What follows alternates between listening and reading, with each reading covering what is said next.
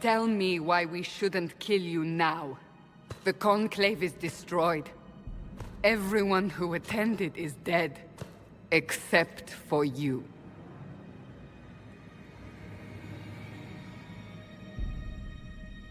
What do you mean everyone's dead? Explain this. I can't. What do you mean you can't? I don't know what that is, or how it got there. You're lying! We need her, Cassandra.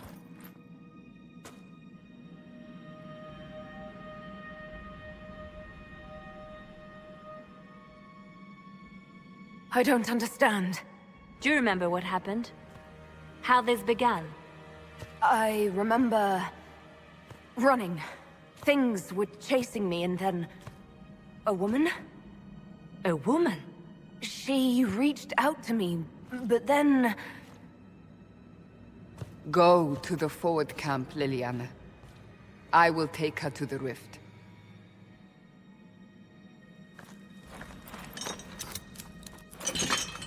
What did happen? It will be easier to show you.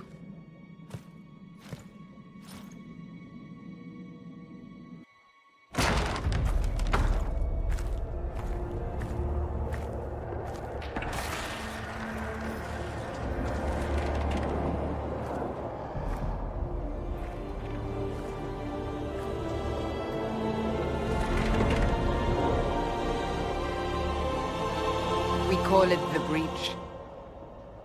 It's a massive rift into the world of demons that grows larger with each passing hour.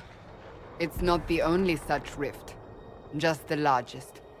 All were caused by the explosion at the Conclave. An explosion can do that? This one did. Unless we act, the Breach may grow until it swallows the world.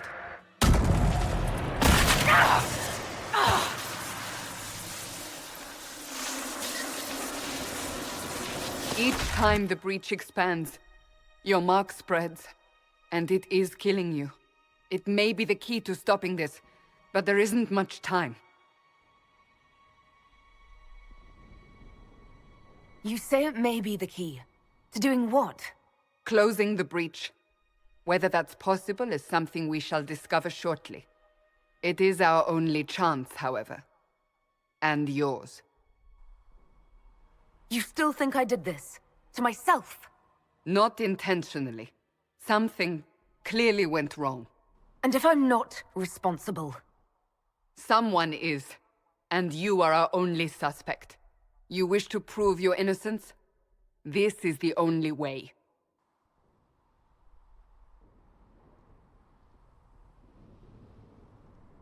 So I don't really have a choice about this. None of us has a choice.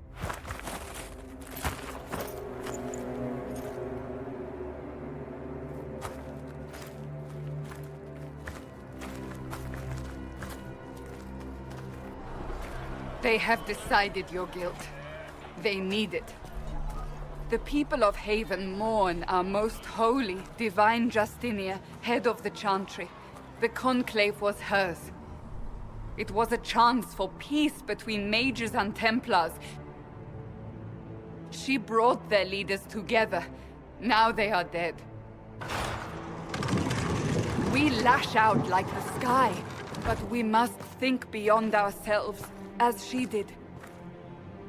Until the Breach is sealed.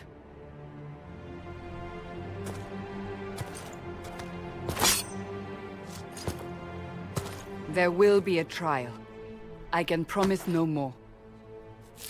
Come. It is not far. Where are you taking me? Your mark must be tested on something smaller than the Breach.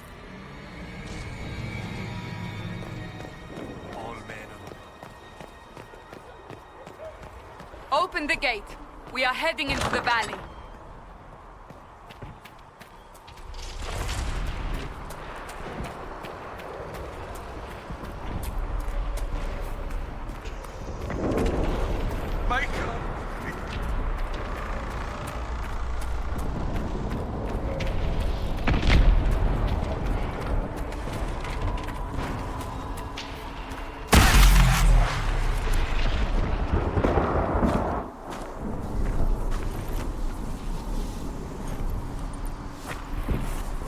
pulses are coming faster now. The larger the breach grows, the more rifts appear, the more demons we face. How did I survive the blast? They said you stepped out of a rift, then fell unconscious. They say a woman was in the rift behind you. No one knows who she was. Everything farther in the valley was laid waste, including the Temple of Sacred Ashes. I suppose you'll see soon enough.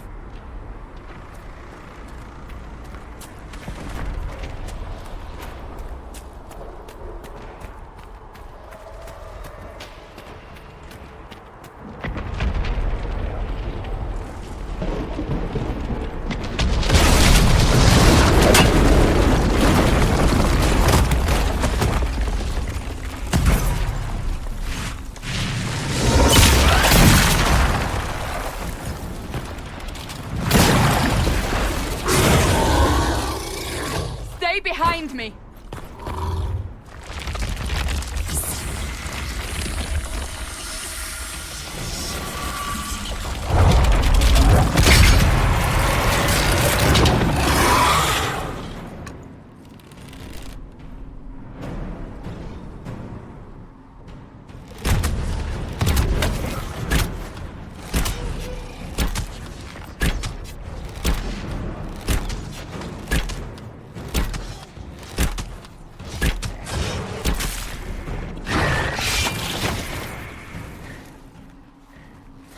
It's over. Drop your weapon. Now! All right. Have it your way. Wait. I cannot protect you. And I cannot expect you to be defenseless.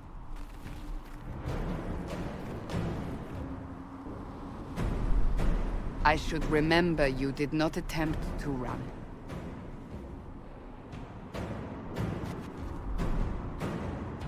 Take these potions. Maker knows what we will face. Where are all your soldiers? At the forward camp, or fighting. We are on our own for now.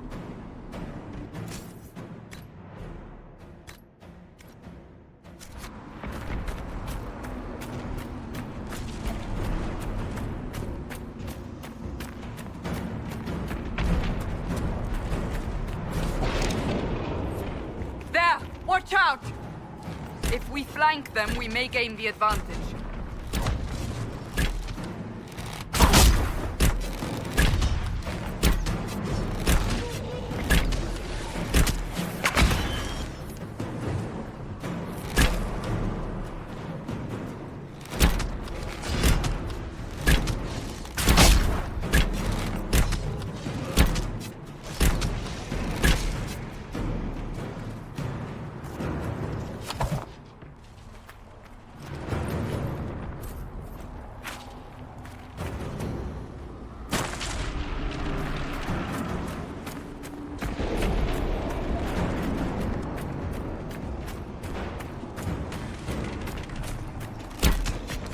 Up on the hill. It attacks from a distance.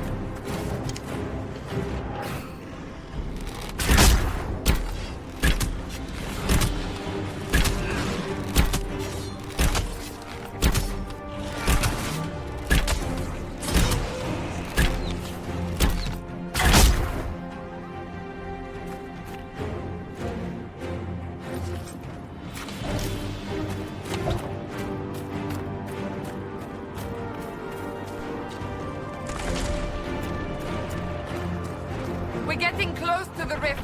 You can hear the fighting. Who's fighting? You'll see soon. We must help them.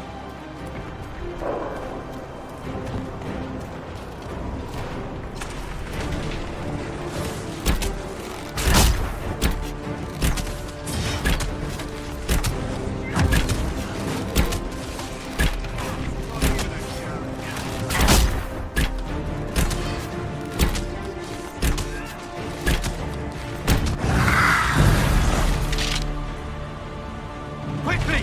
Before more come through!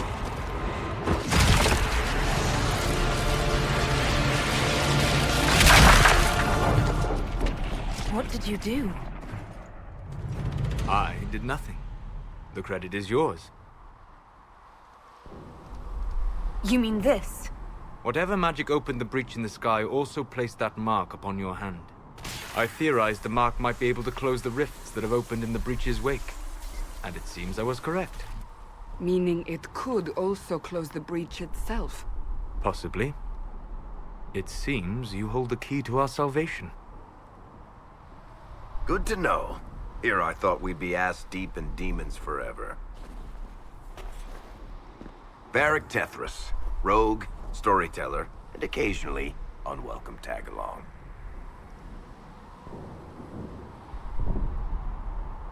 Are you at the Chantry, or...? Was that a serious question? Technically, I'm a prisoner, just like you. I brought you here to tell your story to the Divine. Clearly, that is no longer necessary. Yet, here I am. Lucky for you, considering current events. So I closed the rift. What now? Now we go to meet Leliana. What a great idea! Absolutely not. Your help is appreciated, Varric, but... Have you been in the valley lately, Seeker? Your soldiers aren't in control anymore. You need me. Ugh. My name is Solus, if there are to be introductions. I am pleased to see you still live. He means I kept that mark from killing you while you slept. You seem to know a great deal about it all. Solus is an apostate, well-versed in such matters. Technically, all mages are now apostates, Cassandra. My travels have allowed me to learn much of the Fade. Far beyond the experience of any Circle mage. I came to offer whatever help I can give with the breach. If it is not closed, we are all doomed regardless of origin. And what will you do once this is over? One hopes those in power will remember who helped, and who did not. Cassandra, you should know, the magic involved here is unlike any I have seen. Your prisoner is no mage. Indeed, I find it difficult to imagine any mage having such power. Understood. We must get to the forward camp quickly. Well... Bianca's excited.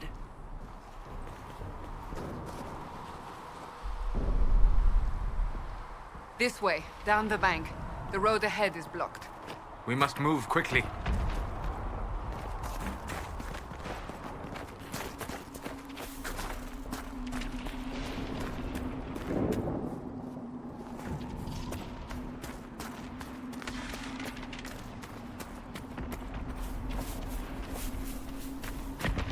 Demons ahead! Glad you brought me now, Seeker?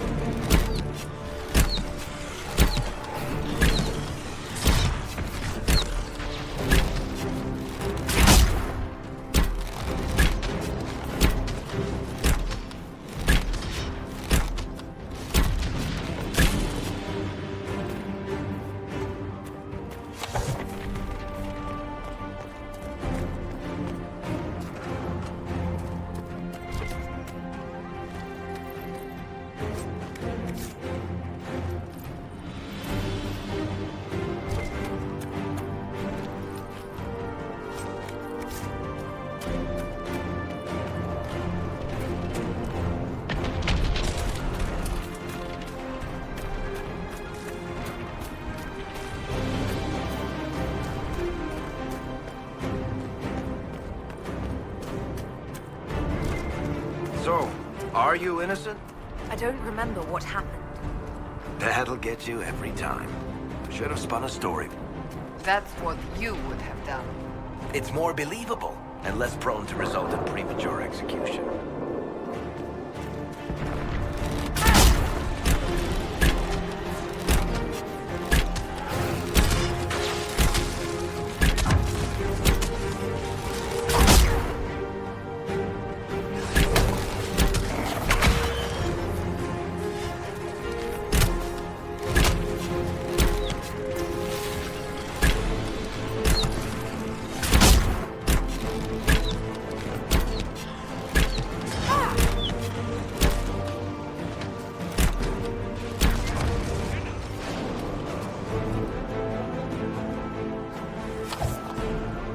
I hope Liliana made it through all this.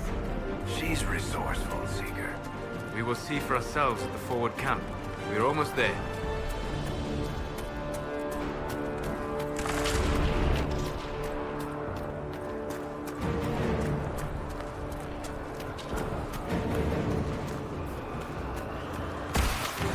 Another rift!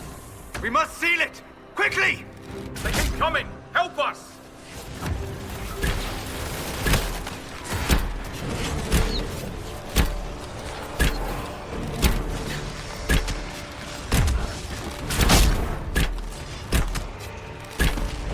Hurry!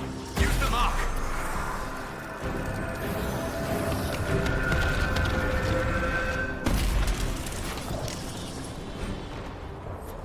The rift is gone. Open the gate. Right away, Lady Cassandra. We are clear for the moment. Well done. Whatever that thing on your hand is, it's useful. We will do no such thing. The prisoner must get to the Temple of Sacred Ashes. It is our only chance. You have already caused enough trouble without resorting to this exercise in futility. I have caused trouble. You, Cassandra, the Most Holy, haven't you all done enough already? You are not the dear. Enough! I will not have it! Ah, here they come.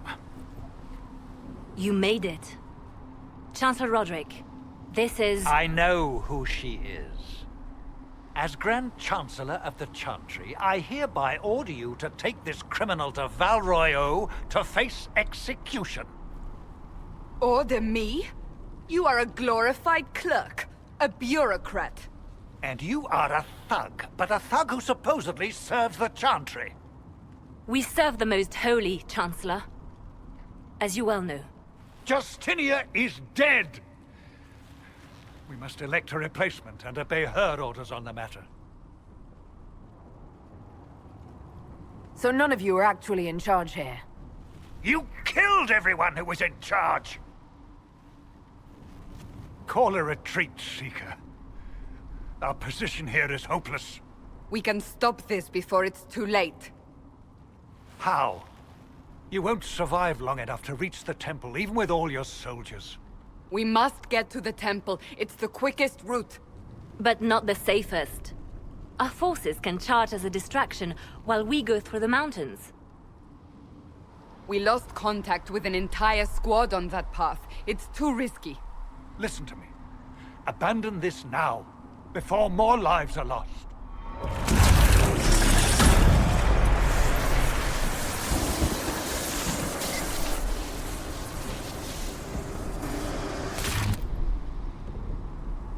How do you think we should proceed? Now you're asking me what I think. You have the mark. And you are the one we must keep alive. Since we cannot agree on our own...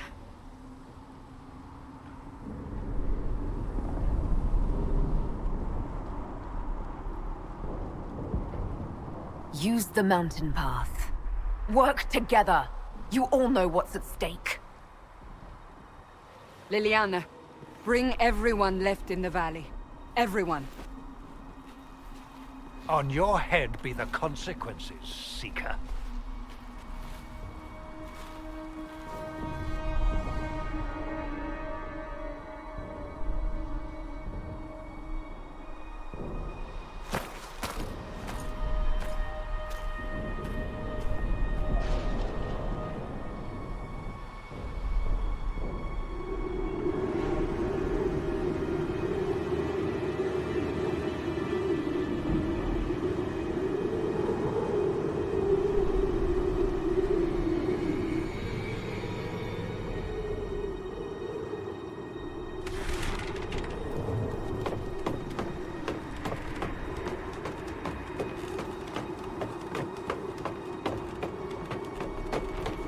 tunnel should be just ahead. The path to the temple lies just beyond it. What manner of tunnel is this? A mine? Part of an old mining complex. These mountains are full of such paths. And your missing soldiers are in there somewhere? Along with whatever has detained them. We shall see soon enough.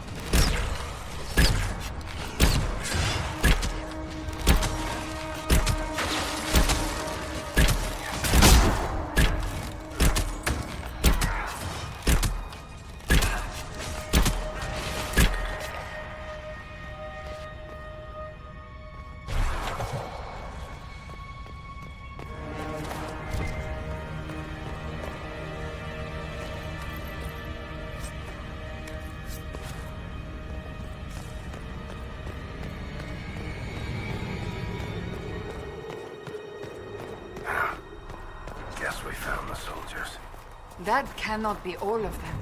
So the others could be holed up ahead. Our priority must be the breach. Unless we seal it soon, no one is safe. I'm leaving that to our elven friend here.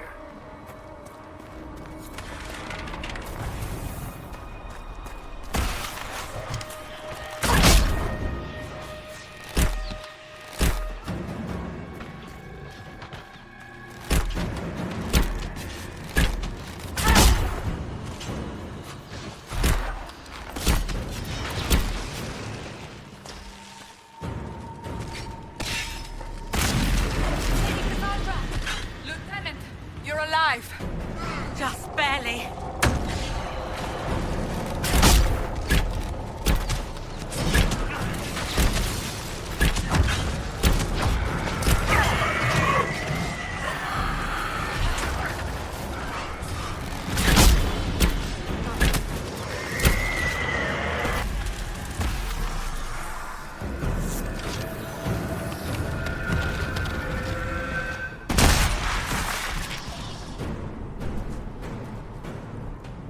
Sealed, as before.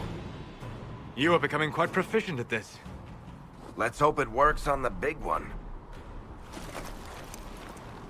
Thank the Maker you finally arrived, Lady Cassandra. I don't think we could have held out much longer. Thank our prisoner, Lieutenant. She insisted we come this way. The prisoner? Then you... We have to get to the breach, and quickly. To the breach? I don't... The way into the valley behind us is clear for the moment. Go, while you still can. At once. Quickly, let's move! The path ahead appears to be clear of demons as well. Let's hurry before that changes. Down the ladder. That's the way to the temple.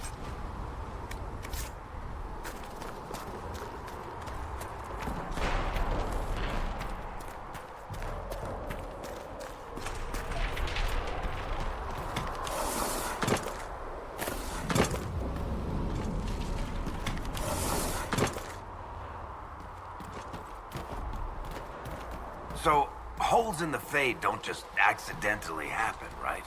If enough magic is brought to bear, it is possible. But there are easier ways to make things explode. That is true.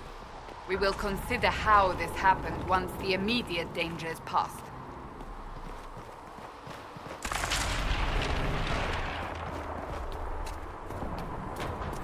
The Temple of Sacred Ashes. What's left of it? That is where you walked out of the Fade, and our soldiers found you. They say a woman was in the rift behind you. No one knows who she was.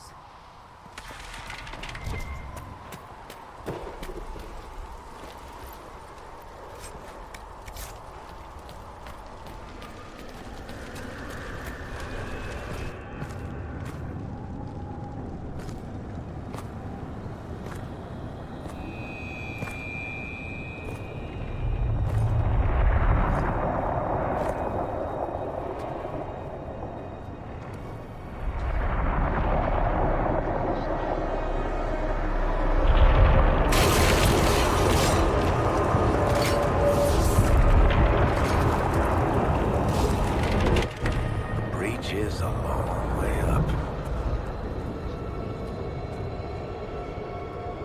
You're here.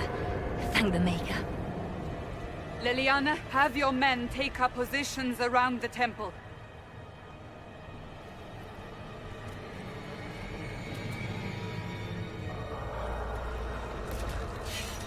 This is your chance to end this. Are you ready? I'll try, but I don't know if I can reach that, much less close it. No. This rift was the first, and it is the key. Seal it, and perhaps we seal the breach. Then let's find a way down. And be careful.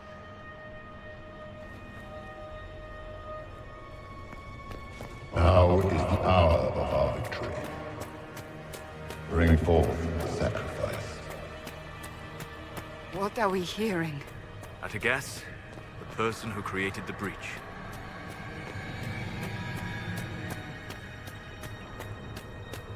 You know this stuff is red lyrium, Seeker. I see it, Varric. But what's it doing here? Magic could have drawn on lyrium beneath the temple, corrupted it. It's evil. Whatever you do, don't touch it. Keep the sacrifice still. Someone help me!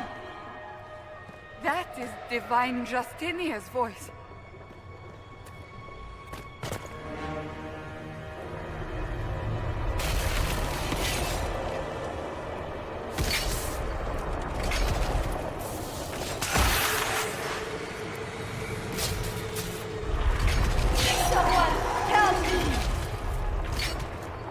What's going on here?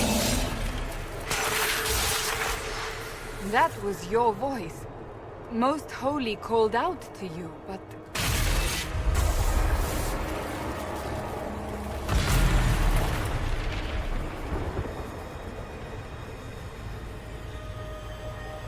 What's going on here?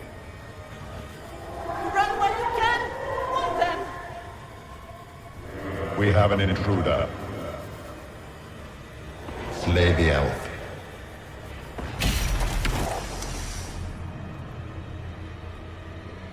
You were there! Who attacked? And the Divine, is she... Was this vision true? What are we seeing? I don't remember.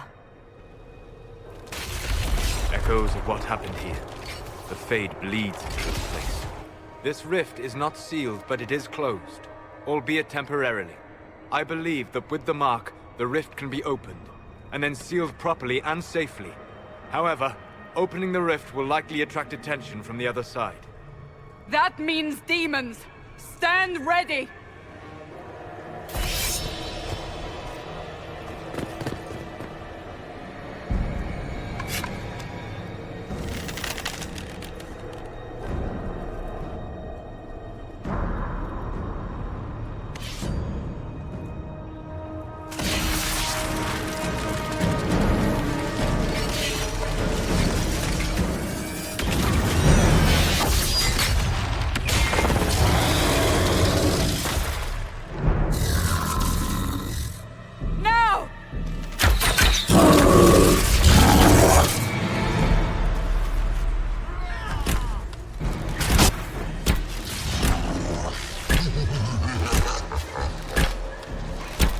must strip its defenses, wear it down.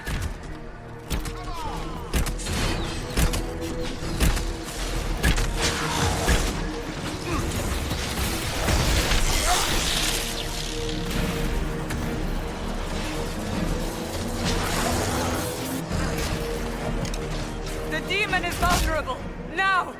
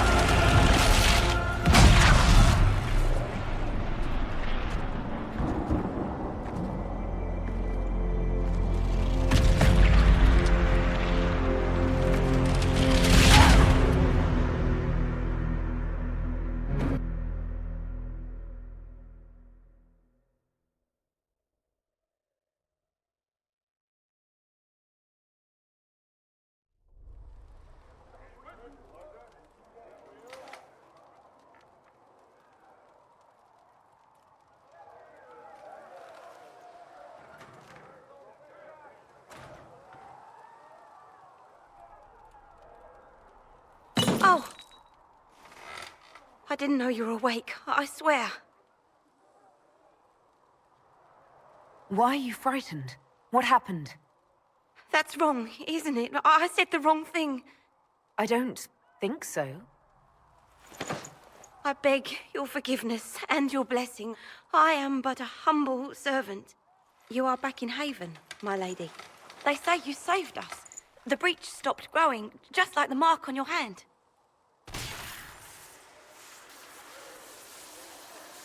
It's all anyone has talked about for the last 3 days. Then the danger is over. The breach is still in the sky, but that's what they say. I'm certain Lady Cassandra would want to know you've wakened. She said, at once. And where is she? In the Chantry, with the Lord Chancellor. At once, she said.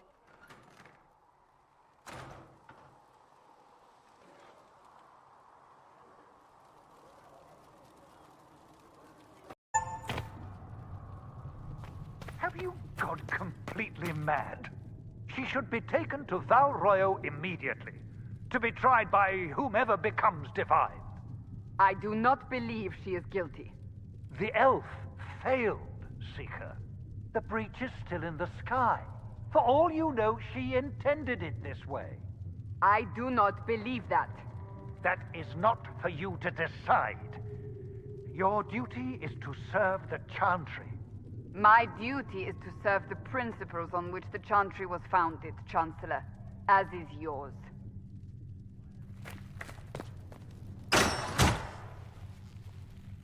Chain her! I want her prepared for travel to the capital for trial. Disregard that, and leave us.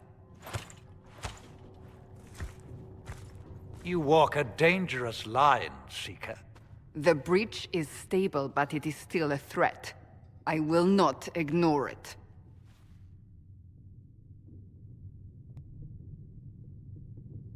So I'm still a suspect, even after what we just did? You absolutely are. No, she is not. Someone was behind the explosion at the Conclave. Someone most holy did not expect. Perhaps they died with the others, or have allies who yet live. I am a suspect? You, and many others. But not the prisoner. I heard the voices in the temple. The Divine called to her for help. So her survival, that thing on her hand, all a coincidence. Providence. The Maker sent her to us in our darkest hour.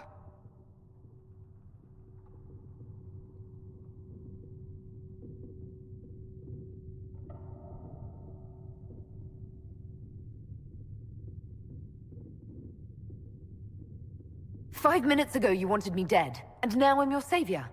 I was wrong. Perhaps I still am. I will not, however, pretend you were not exactly what we needed when we needed it. The breach remains, and your mark is still our only hope of closing it. This is not for you to decide. You know what this is, Chancellor? A writ from the Divine, granting us the authority to act. As of this moment, I declare the Inquisition reborn. We will close the breach, we will find those responsible, and we will restore order with or without your approval.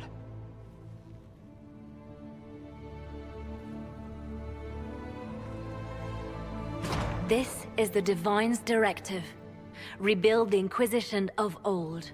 Find those who will stand against the chaos. We aren't ready. We have no leader, no numbers. And now, no Chantry support. But we have no choice. We must act now, with you at our side.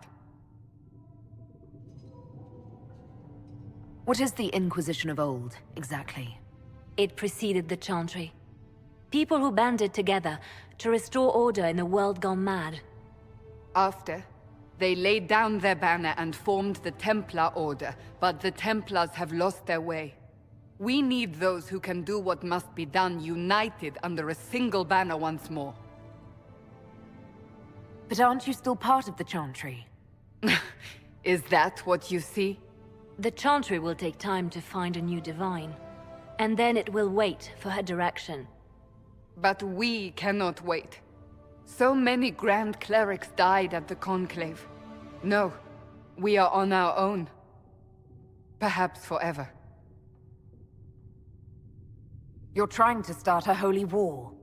We are already at war. You are already involved. Its mark is upon you. As to whether the war is holy, that depends on what we discover. What if I refuse? You can go if you wish. You should know that while some believe you chosen, many still think you guilty. The Inquisition can only protect you if you are with us. We can also help you. It will not be easy if you stay, but you cannot pretend this has not changed you. When I woke up, I certainly didn't picture this outcome. Neither did we. Help us fix this before it's too late.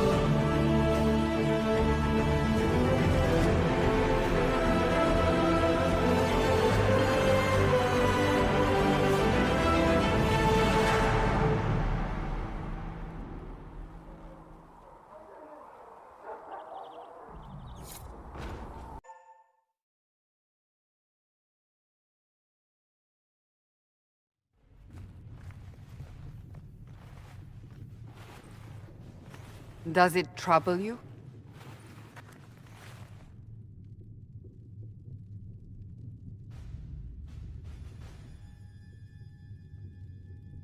I just wish I knew what it was, or how I got it. We will find out. What's important is that your mark is now stable, as is the breach. You've given us time, and Solas believes a second attempt might succeed, provided the mark has more power. The same level of power used to open the breach in the first place. That is not easy to come by.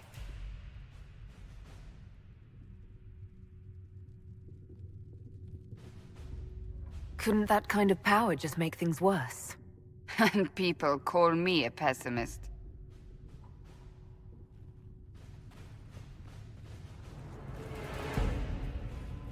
May I present Commander Cullen, leader of the Inquisition's forces. Such as they are. We lost many soldiers in the valley, and I fear many more before this is through. This is Lady Josephine Montelier, our ambassador and chief diplomat. Anderan Atishan. You speak Elven? You've just heard the entirety of it, I'm afraid. And of course, you know Sister Liliana. My position here involves a degree of... She is our spy master. Yes, tactfully put, Cassandra. Pleased to meet you all. I mentioned that your mark needs more power to close the breach for good. Which means we must approach the rebel mages for help. And I still disagree. The Templars could serve just as well. We need power, Commander. Enough magic poured into that mark. Might destroy us all. Templars could suppress the breach, weaken it, so... Pure speculation. I was a Templar. I know what they're capable of. Unfortunately, neither group will even speak to us yet. The Chantry has denounced the Inquisition, and you specifically. They still think I'm guilty. That is not the entirety of it any longer. Some are calling you, a Dalish elf, the Herald of Andraste. That frightens the Chantry. The remaining clerics have declared it blasphemy, and we, heretics, for harboring you. Chancellor Roderick's doing, no doubt. It limits our options. Approaching the mages or Templars for help is currently out of the question. Just how am I the Herald of Andraste? People saw what you did at the temple, how you stopped the breach from growing. They have also heard about the woman seen in the rift when we first found you. They believe that was Andraste. Even if we tried to stop that view from spreading... Which we have not. The point is, everyone is talking about you. It's quite the title, isn't it? How do you feel about that?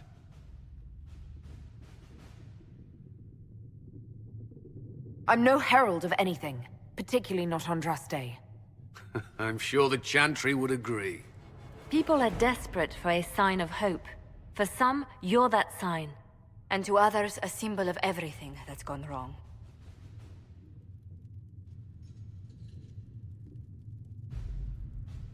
They aren't more concerned about the breach, the real threat. They do know it's a threat, they just don't think we can stop it. The Chantry is telling everyone you'll make it worse. There is something you can do. A Chantry cleric by the name of Mother Giselle has asked to speak to you. She is not far, and knows those involved far better than I. Her assistance could be invaluable.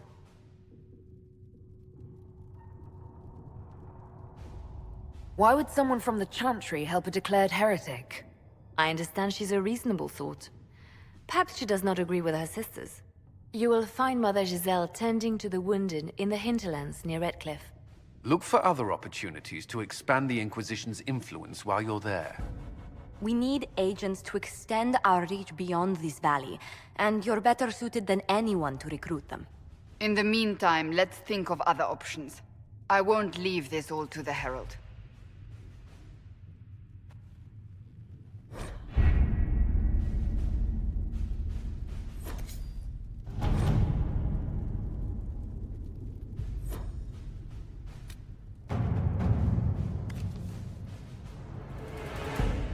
Chancellor Roderick came to speak with me.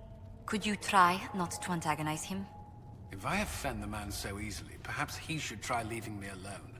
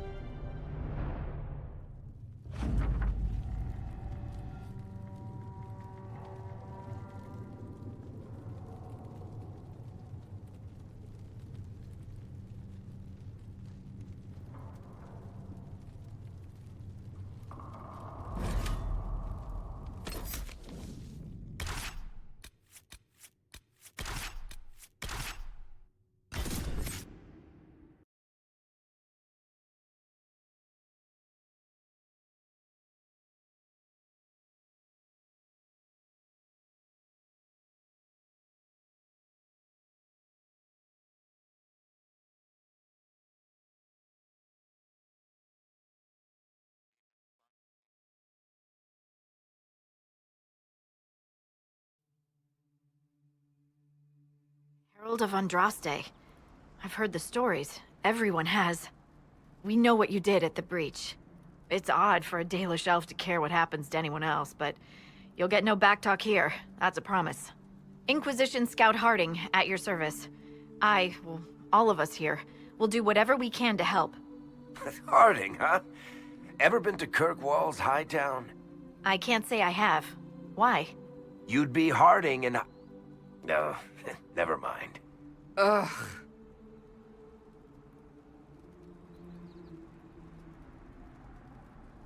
What's the situation out here in the hinterlands? We came to secure horses from Redcliffe's old horsemaster. I grew up here, and people always said that Dennett's herds were the strongest and the fastest this side of the Frostbacks. But with the Mage Templar fighting getting worse, we couldn't get to Dennett.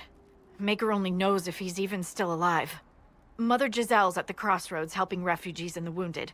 Our latest reports say that the war's spread there too. Corporal Vale and our men are doing what they can to help protect the people, but they won't be able to hold out very long. You best get going. No time to lose.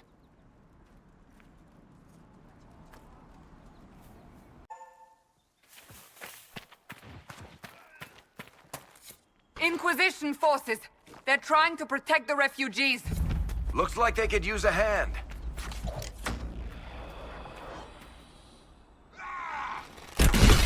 Oh, we are not apostates! I do not think they care, Seeker.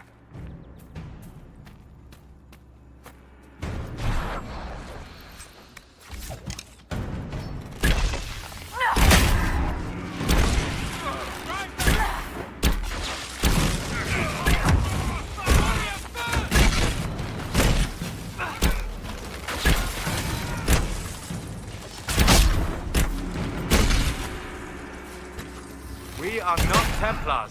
We mean you no harm. Doesn't look like they're listening.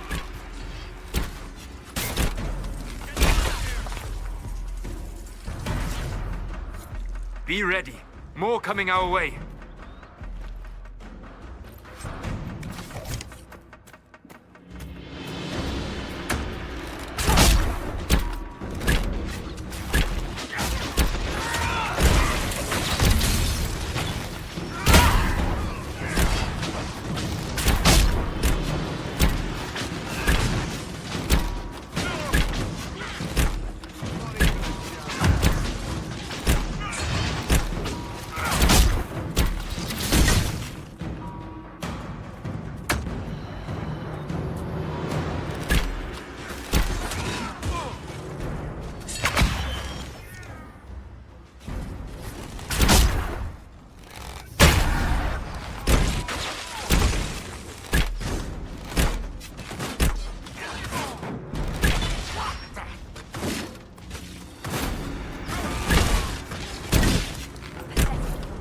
That's the end of it.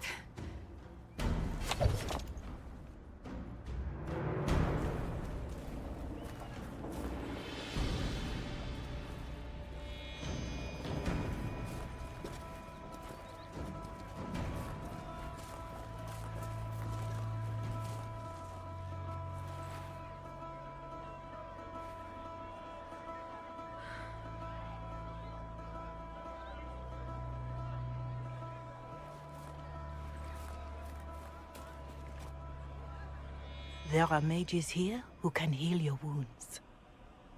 Lie still. Don't touch me, Mother. Their magic is... Turn to noble purpose. Their magic is surely no more evil than your blade. But... Hush, dear boy. Allow them to ease your suffering. Mother Giselle. I am. And you must be the one they are calling the Herald of Andraste.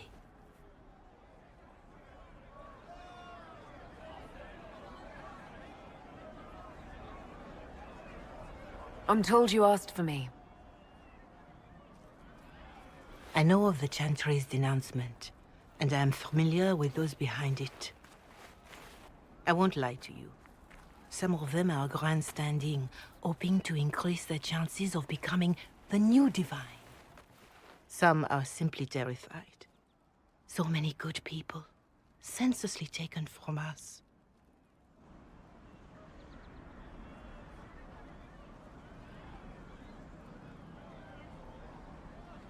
What happened was horrible. Fear makes us desperate, but hopefully not beyond reason. Go to them. Convince the remaining clerics you are no demon to be feared. They have heard only frightful tales of you. Give them something else to believe.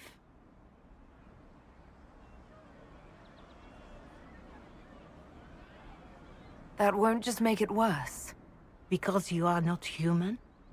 That too. Let me put it this way. You needn't convince them all. You just need some of them to doubt. The power is the unified voice. Take that from them and you receive the time you need. You make it sound simple. I honestly don't know if you've been touched by fate, or sent to help us, but I hope. Hope is what we need now. The people will listen to your rallying call, as they will listen to no other. You could build the Inquisition into a force that will deliver us, or destroy us. I will go to Haven, and provide Sister Leliana the names of those in the Chantry who will be amenable to a gathering. It is not much, but I will do whatever I can.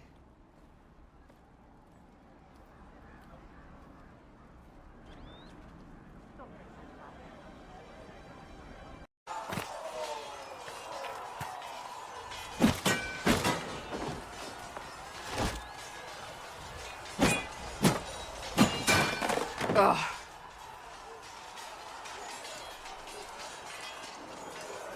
I think you need practice dummies made of sturdier stuff. That would be nice. Like maybe iron. Did I do the right thing? What I have set in motion here could destroy everything I have revered my whole life.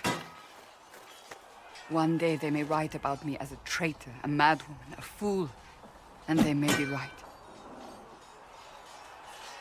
What does your faith tell you? I believe you are innocent. I believe more is going on here than we can see. And I believe no one else cares to do anything about it. They will stand in the fire and complain that it is hot. But is this the Maker's will? I can only guess. You don't think I'm the Herald of Andraste? I think you were sent to help us. I hope you were. But the Maker's help takes many forms. Sometimes it's difficult to discern who it truly benefits, or how. What's going to happen now?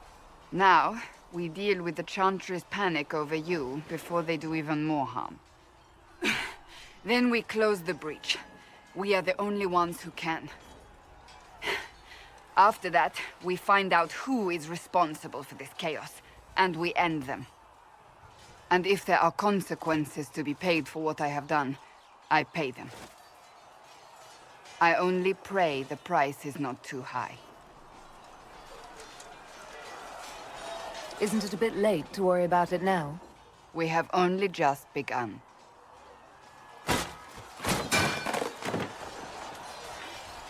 My trainers always said, Cassandra, you are too brash. You must think before you act. I see what must be done, and I do it. I see no point in running around in circles like a dog chasing its tail. But I misjudged you in the beginning, did I not? I thought the answer was before me, clear as day. I cannot afford to be so careless again. It wasn't like you had no reason to suspect me. I was determined to have someone answer for what happened. Anyone.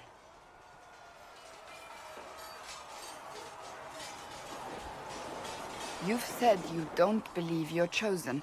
Does that mean you also don't believe in the Maker? I'm Dalish. I believe in our own gods. And there's no room among your gods for one more? I suppose it doesn't matter now. I have to believe we were put on this path for a reason, even if you do not. Now it simply remains to see where it leads us.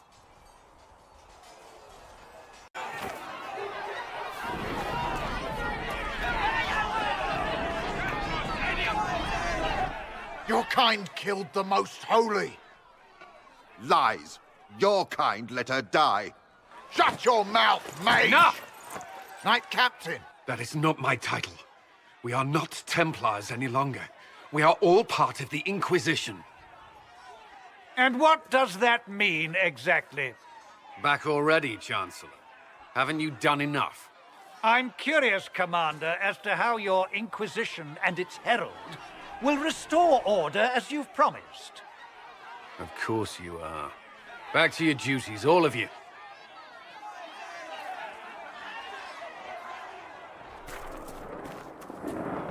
Mages and Templars were already at war. Now they're blaming each other for the Divine's death.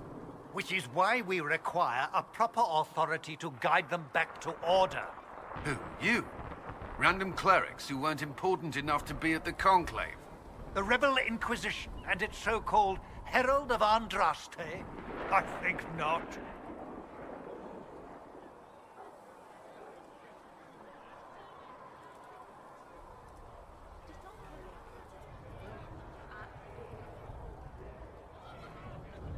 If the proper authority hadn't completely failed, the Conclave wouldn't have been needed.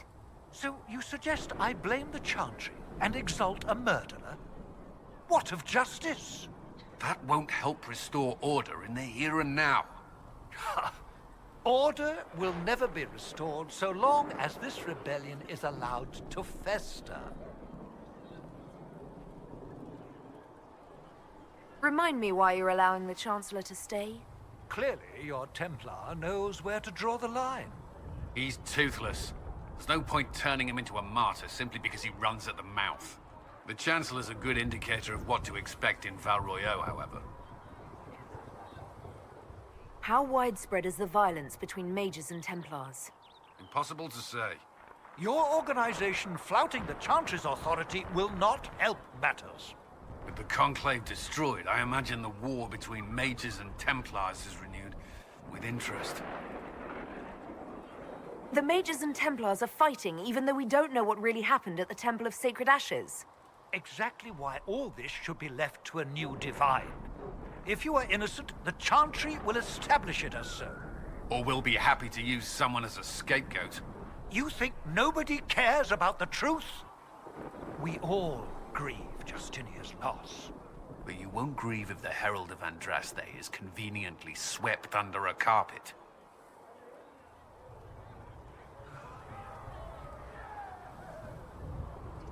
Well, let's hope we find solutions and not a cathedral full of chancellors. The stuff of nightmares. Mock, if you will. I'm certain the Maker is less amused. Greetings, Herald of Andraste. How fares your quest to seal the breach? And crossed my heart with shame. I'm doing everything within my power. A task, such as closing the breach, is a heavy burden. I hope you do not carry it alone. We remember Andraste, but Andraste did not carry the Chant of Light alone. She had generals, advisors, and though it is considered heresy to say it, she had the aid of the elf Chartin.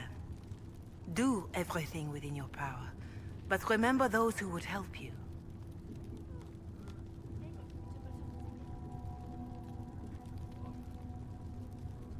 You realize that I follow my people's gods, not the Maker. Fair enough. But Andraste lived, and her deeds, however shrouded by myth, have their basis in fact. If you do not believe the Chant of Light, at least consider it a map of the dangers you might face. In any case, I pray this Inquisition proves less brutal than its predecessor. Can you tell me about the original Inquisition? The original Inquisition was formed after the First Blight, well before the Chantry as we know it. The Inquisitors were hunters, zealots, who tracked and killed cultists and dangerous mages. As Andraste rose to power, the Inquisition came into her service. Instead of hunting those who would do harm, the Inquisitors spread the Chant of Light by force.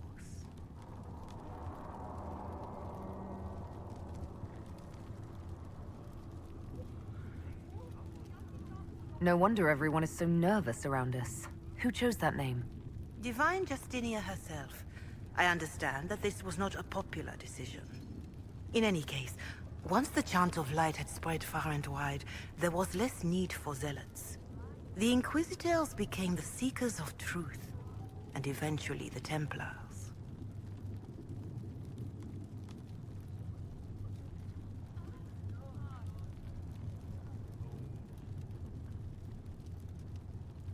This is a dark chapter of history for the Divine to revisit. Do you know what impresses me most about the original Inquisition? They fought horrific battles, killed and died for their cause, and when it was time, they put their swords away. Perhaps the name was divine, Justinia's message, that when the Inquisition is needed, it will strike without mercy. But when its work is done, it will put its sword away. Do you know who the Grand Clerics will choose as the next Divine? It is a difficult decision. All the obvious candidates perished with Divine Justinia at the Conclave. The Grand Clerics are terrified of the Inquisition. They will not decide soon, and I fear they will not decide wisely. Whoever is chosen needs the Inquisition's support. No one else seems likely to seal the breach. How are the people doing after what happened at the Conclave? They are scared, of course. Many have lost homes or loved ones. I doubt many will sleep well until you have sealed the breach. I have offered what help I can. The rest is for the Inquisition. What more do you wish to know? How are the villagers in Haven doing? They are terrified. Many of them came here because the war between the Mages and the Templars destroyed their homes. In their minds, the death of a Divine has destroyed any chance of peace. To that, add the breach. Farmers have fled their fields. If we do not restore order, half of Thedas may starve. What are you doing to help these people? My sisters and I have been tending to the injured as best we are able. Some refugees come with food, while others arrive empty-handed. I have helped ensure that all have enough to eat. Beyond that, many simply wish the familiar comfort of the Chant of Light. It is little enough work to offer some comfort to those in pain. Do you have information on people elsewhere? The refugees in the hinterlands are desperate. Without help, starvation or war will claim many lives. Villagers in Crestwood are besieged by their own dead. They have sent word begging for assistance. People are vanishing in the hills of Emprise de Lyon. It may be demons or something worse, but they are terrified. More than that I cannot say. It is a chaotic time for all in Olay and Ferelden. Farewell. Until next time.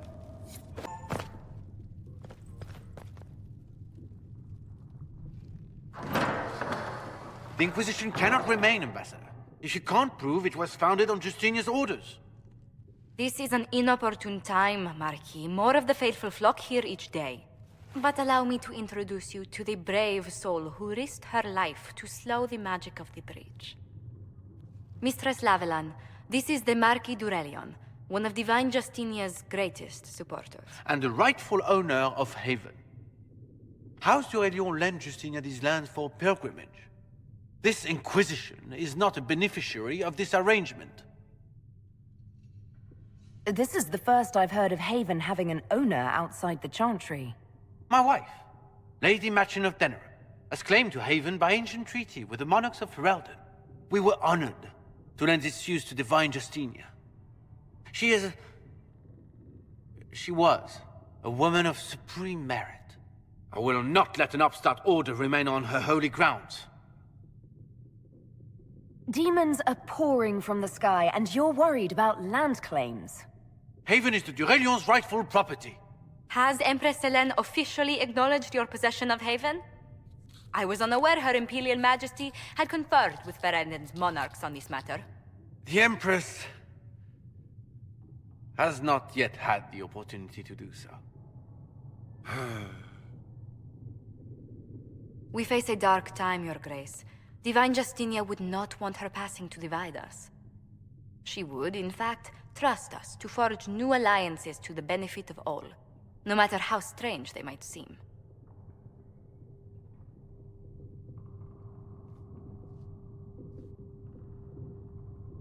I'll think on it, Lady Montilyet.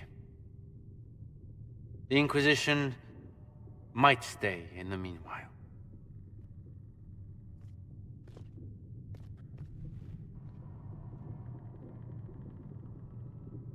Do the Durelions actually have a claim on this place? His Grace's position is not so strong as he presents it. Despite their Ferelden relations, the Durelions are our legion. If the Marquis wishes to claim Haven, Empress Selene must negotiate with the Ferelden on his behalf. Her current concerns are a bit larger than minor property disputes. I apologize for the intrusion. I didn't realize you were meeting with the Marquis. You did little harm. In truth, the debate was most beneficial as practice for those to come. You expect more people in Haven? Undoubtedly. And each visitor will spread the story of the Inquisition after they depart. An ambassador should ensure the tale is as complimentary as possible.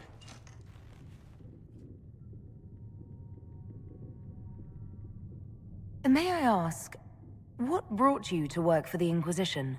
Sister Leliana approached me. We've been acquainted for quite some time. For better or worse, being the Inquisition's diplomat has become as interesting as she promised. What sort of dealings have you had with nobility? For some years, I was the royally appointed court ambassador from Antiva to Orlais. The nobility of Thedas is a rather singular sphere. Those I'm not acquainted with, I know through reputation.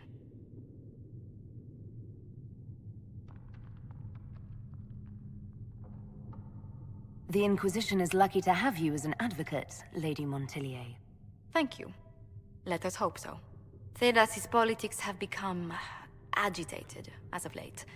I hope to guide us down smoother paths. But please excuse me. I've much work to do before the day is done. Herald address the clerics is not a terrible idea. You can't be serious. Mother Giselle isn't wrong. At the moment, the Chantry's only strength is that they are united in opinion. And we should ignore the danger to the Herald.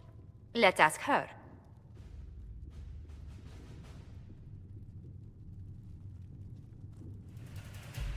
I'm more concerned this won't actually solve any problems. I agree. It just lends credence to the idea that we should care what the Chantry says. I will go with her. Mother Giselle said she could provide us names.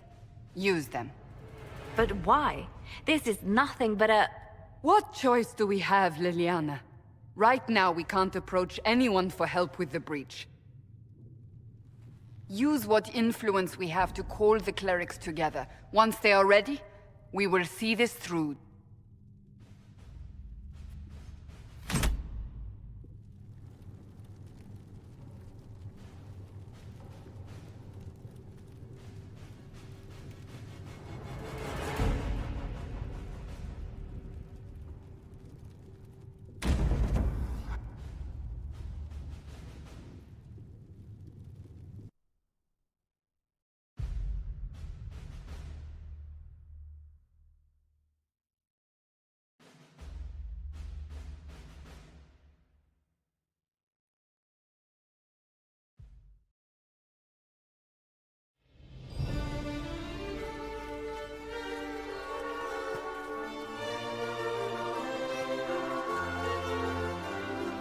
The city still mourns.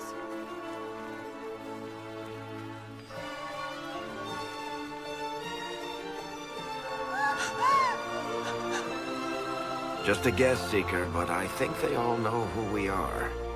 Your skills of observation never fail to impress me, Varric. My Lady Herald.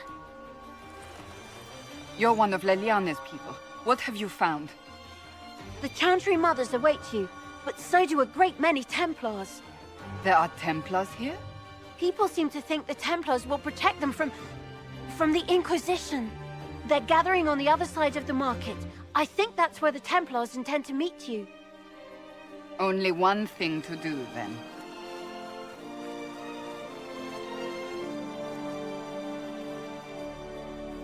They wish to protect the people? From us? You think the Order's returned to the fold, maybe? To deal with us upstarts? I know Lord Seeker Lucius. I can't imagine him coming to the Chantry's defense. Not after all that's occurred. Return to Haven. Someone will need to inform them if we are delayed. As you say, my lady.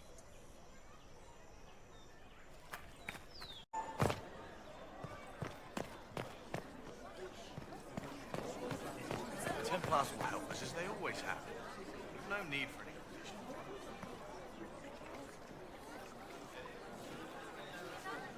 Good people of Val Royal, hear me. Together, we mourn our divine. A naive and beautiful heart, silenced by treachery. You wonder what will become of a murderer. Well, wonder no more. Behold, the so-called Herald of Andraste, claiming to rise where our beloved fell. We say this is a false prophet. The Maker would send no elf in our hour of need.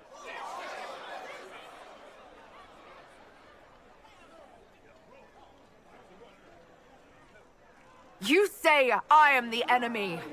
The breach in the sky is our true enemy. We must unite to stop it. It's true. The Inquisition seeks only to end this madness before it is too late. It is already too late. The Templars have returned to the Chantry. They will face this Inquisition, and the people will be safe once more.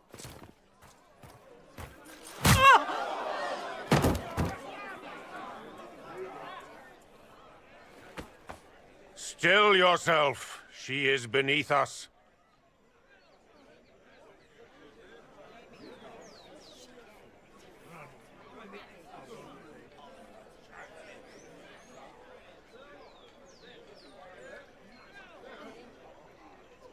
Was that display supposed to impress me? On the contrary, it wasn't for you at all. Lord Seeker Lucius, it's imperative that we speak with... You will not address me. Lord Seeker? Creating a heretical movement. Raising up a puppet as Andraste's prophet. You should be ashamed. You should all be ashamed. The Templars failed no one when they left the Chantry to purge the mages. You are the ones who have failed. You who'd leash our righteous swords with doubt and fear. If you came to appeal to the Chantry, you are too late. The only destiny here that demands respect is mine.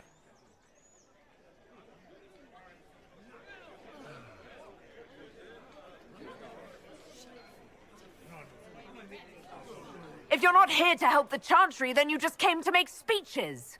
I came to see what frightens old women so, and to laugh. But Lord Seeker, what if she really was sent by the Maker? What if... You are called to a higher purpose. Do not question. I will make the Templar Order a power that stands alone against the Void. We deserve recognition. Independence. You have shown me nothing, and the Inquisition, less than nothing. Templars, Val Royal is unworthy of our protection. We march.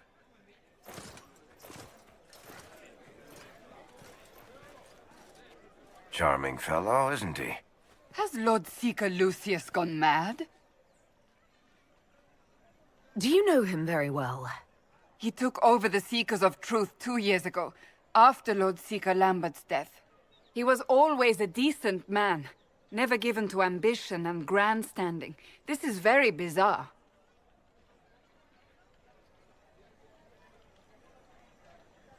Do you think he can be reasoned with? I hope so.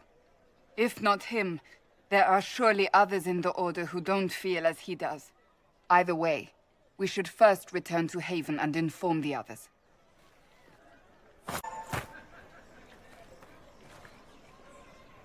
This victory must please you greatly, Seeker Cassandra. We came here seeking only to speak with the mothers. This is not our doing, but yours. And you had no part in forcing our hand? Do not delude yourself. Now we have been shown up by our own Templars, in front of everyone. And my fellow clerics have scattered to the wind along with their convictions. Just tell me one thing. If you do not believe you are the Maker's chosen, then what are you?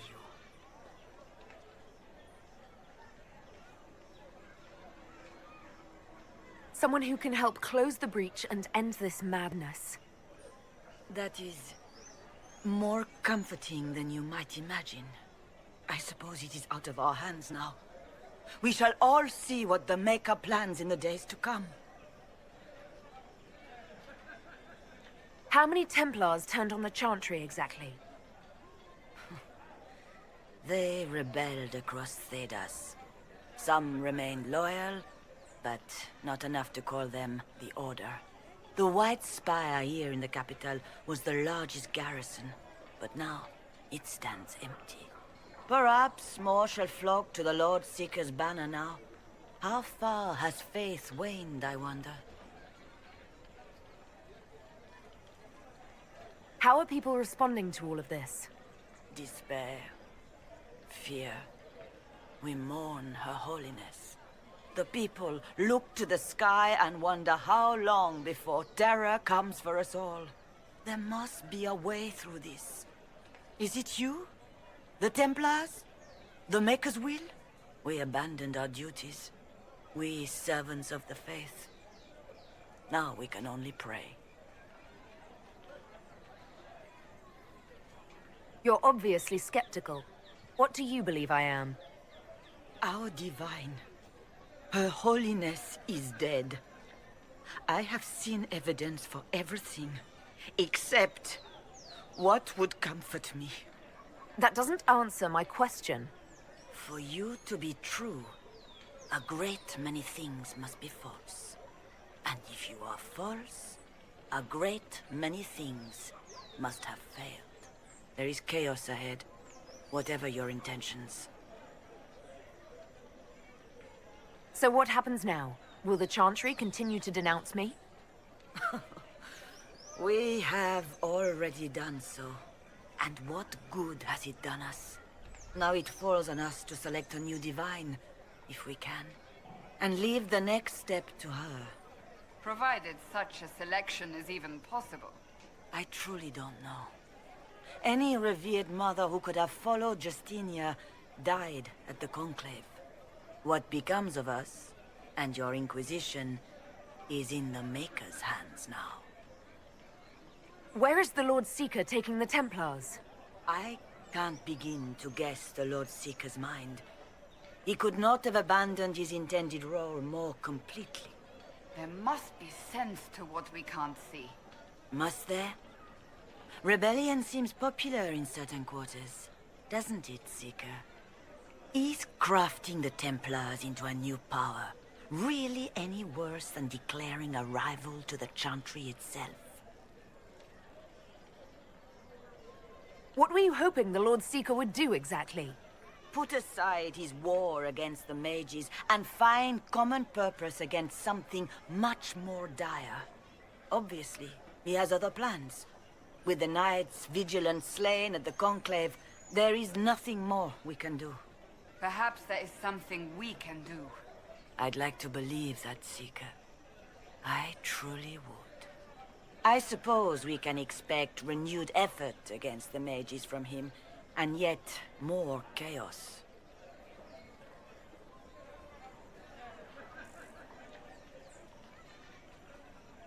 It's not too late. The Chantry could still help us and come out on top. If only that were true. What's to stop you from trying? We are not looking for a winning horse. We are simply trying to do the right thing.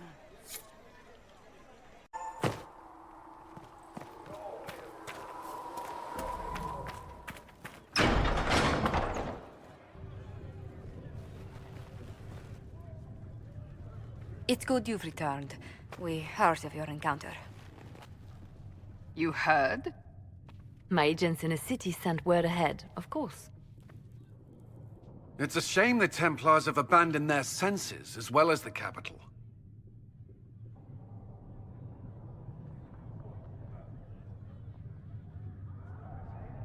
At least we know the Chantry is no longer a threat to us.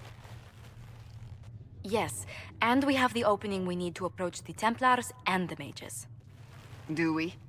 Lord Seeker Lucius is not the man I remember. True, he has taken the orders somewhere, but to do what? My reports have been very odd. We must look into it. I'm certain not everyone in the Order will support the Lord Seeker. Or the Herald could simply go to meet the mages in Redcliffe instead. You think the Mage Rebellion is more united? It could be 10 times worse.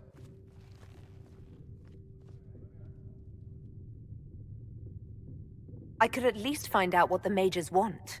No doubt what they've always wanted. Support for their cause. We shouldn't discount Redcliffe. The mages may be worth the risk.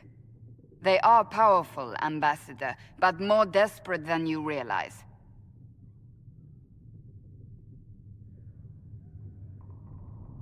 You think the invitation could be some kind of trap? If some among the rebel mages were responsible for what happened at the Conclave. The same could be said about the Templars. True enough. Right now, I'm not certain we have enough influence to approach the Order safely. Then the Inquisition needs agents in more places. That's something you can help with. In the meantime, we should consider other options.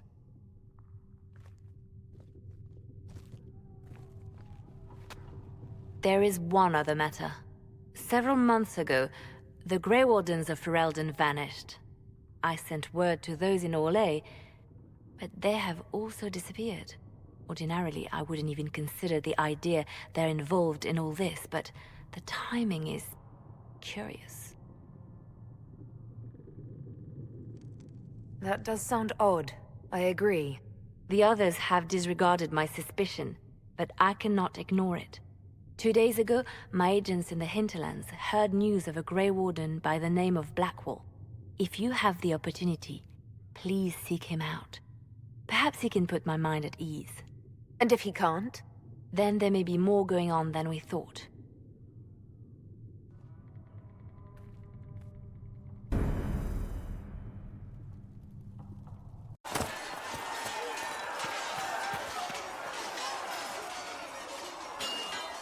You there. There's a shield in your hand. Block with it. If this man were your enemy, you'd be dead. Lieutenant, don't hold back. The recruits must prepare for a real fight, not a practice one. Yes, Commander. We've received a number of recruits. Locals from Haven and some pilgrims. None made quite the entrance you did.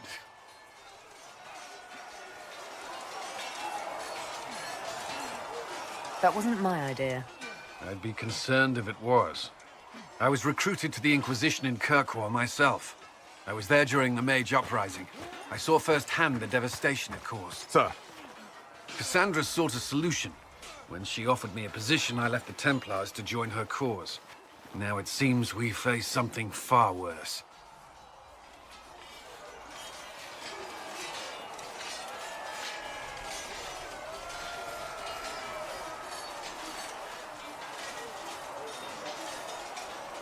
You left the Templars for this. You believe the Inquisition can work? I do. The Chantry lost control of both Templars and Mages. Now they argue over a new divine while the breach remains. The Inquisition could act when the Chantry cannot. Our followers would be part of that. There's so much we can... Forgive me. I doubt you came here for a lecture.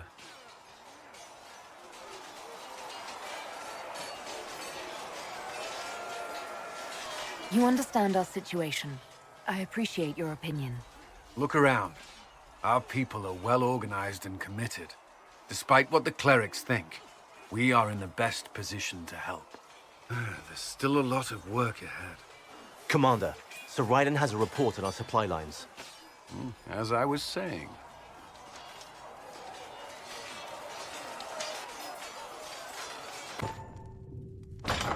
Mistress Lavelle, do you have a moment? Did you need something, Ambassador? Yes. Well, not precisely, but I should like to know if anyone here has treated you unkindly, Herald, for being an elf. I can deal with a few whispers and sideways looks. I shall speak with the staff regarding such conduct. If we're to convince the world that Andraste's herald is an elf, the Inquisition must give you its utmost support. Stories of wild Dalish elves have grown even more outrageous as people learn of you. How have the rumors gotten worse? I would prefer not to repeat them. Give me something. Stealing children, selling peasants to slavers, burning down villages, using infants for blood magic. Those are the stories about your fellow Dalish. I won't repeat what they've said about you. The humans telling those tales are the first to take a knife to someone with pointed ears. My clans defended ourselves against them more times than I can count. Really? I had no idea. I will do what I can to end this slander, Herald. It may help if I know more about how you and your clan lived. The best part was when the Aravel, our wagons, turned from the plains to the woods. I used to spend weeks exploring the forest. You make it sound idyllic. Haven is so far away from home. You must miss the people of your clan. All my friends are there. Before I came to the Conclave, the clan was my whole world. I'd like to see them after everything is done. I hope you get the chance. Whether you're with them or not, being the clan of the Herald of Andraste will mark them in history.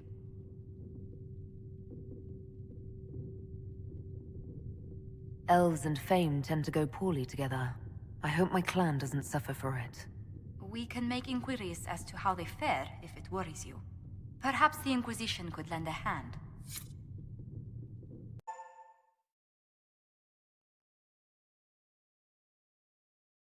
It's not a matter for debate.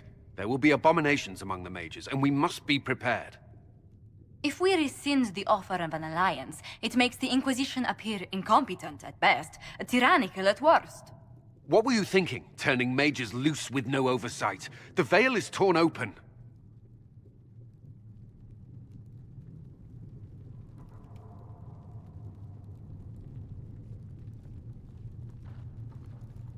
We need them to close the breach. It's not going to work if we make enemies of them. I know we need them for the breach, but they could do as much damage as the demons themselves. Enough arguing. None of us were there. We cannot afford to second-guess our people. The sole point of the Herald's mission was to gain the mage's aid, and that was accomplished. The voice of pragmatism speaks. And here I was, just starting to enjoy the circular arguments. Closing the breach is all that matters.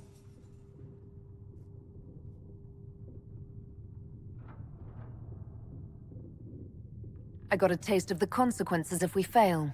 Let's make sure we don't. We will not fail. We should look into the things you saw in this dark future.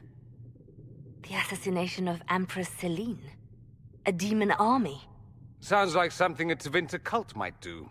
Orlais falls, the Imperium rises. Chaos for everyone. One battle at a time. It's going to take time to organize our troops and the mage recruits. Let's take this to the war room. Join us. None of this means anything without your mark, after all. Thank you. I'd be honored to help with the plan. Meet us there when you're ready. I'll skip the War Council, but I would like to see this breach up close, if you don't mind. Then you're staying? Oh, didn't I mention? The South is so charming and rustic. I adore it to little pieces.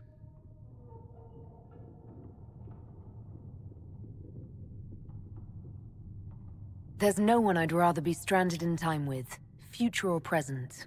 Excellent choice. But let's not get stranded again anytime soon, yes? I'll begin preparations to march on the summit. Make her willing, the mages will be enough to grant us victory.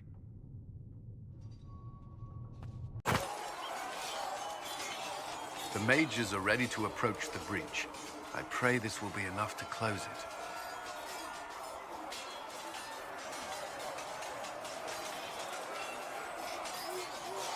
I know you're worried about having the mages here. Give them a chance to prove themselves. I'm not questioning their ability or their intentions, but we cannot ignore the risks. I will not endanger the alliance you've created. We need their help. Any precautions taken will be to ensure the safety of our people and the mages themselves. Nothing more. That's all for now. Another time, then.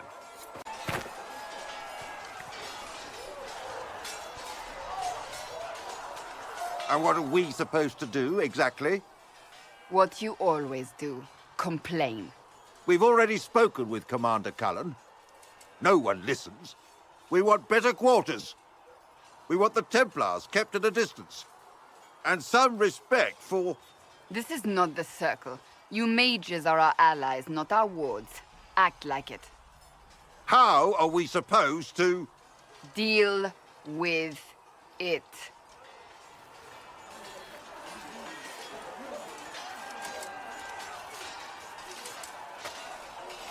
It never ends, evidently.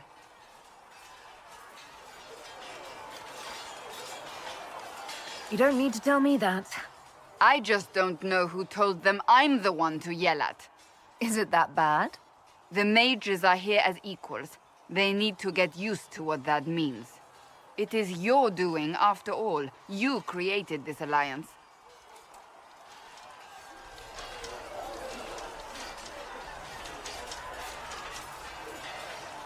I had to think on my feet, and I did what I could. Oh. I do sound like I'm blaming you, don't I? I don't disapprove. In fact, you did well. You made a decision when it needed to be made. And here we are. I wish I could say this was my doing.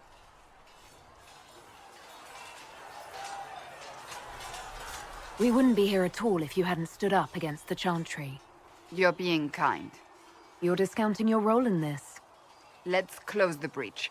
Then we can say how successful I was.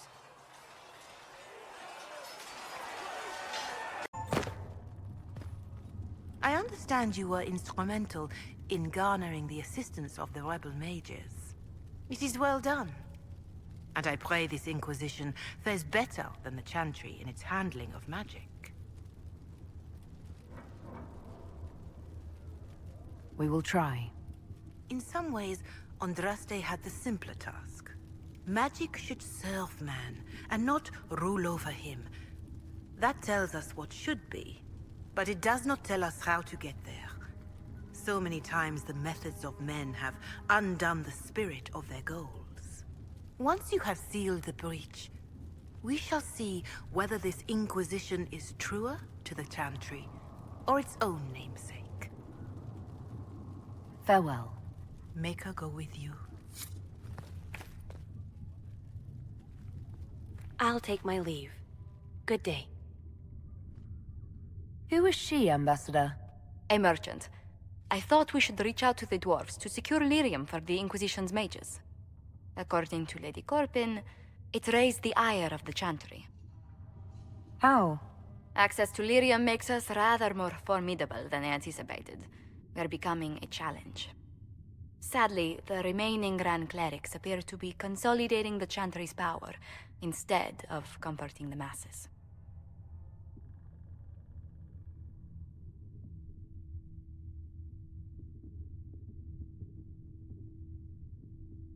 Mage circles started falling years ago. The Chantry was troubled even before the Divine's murder. Yet many people continue to bear it great love. We will not benefit from its decline. Little but the Chantry ties Orlais, Nevarra, Ferelden, Antiva, and even Rivain to a common cause. Has the Chantry truly promoted such peace? Andraste's chant is familiar across kingdoms, a source of many shared customs. That is the crucial point. Common ground is the start of all negotiations.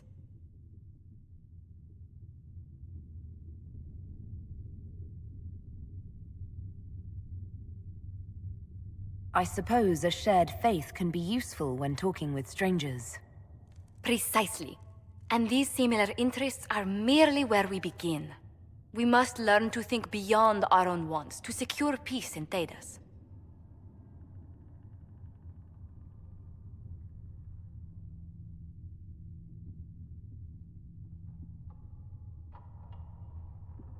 planning to steer the history of the world, Ambassador Montillier?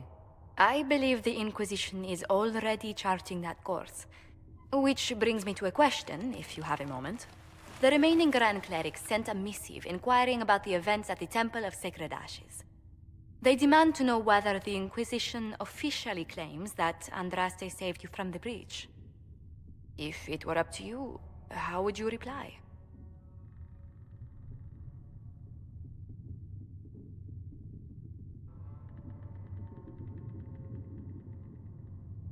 Will my answer change your reply to the Chantry? If Leliana, Cassandra Cullen, and I could agree on our official stance, I could answer that. We should decide soon. The revered mothers don't seem to know what to make of you. I don't know if a miracle from Andraste saved me any more than they do. Yet as rumors your Andraste's herald grow, the Grand Clerics may not believe such a humble reply. A difficult situation, and I thank you for your answer. A good day to you.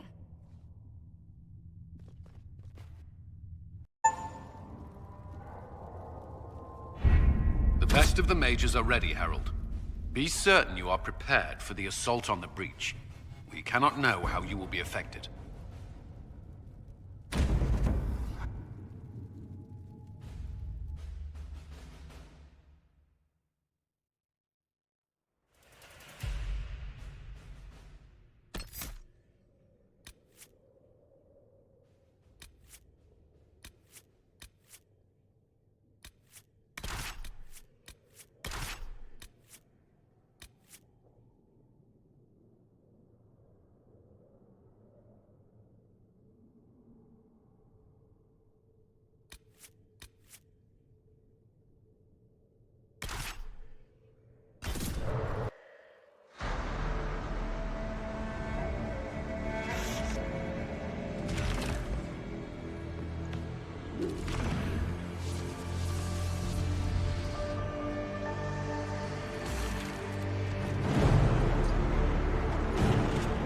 Mages!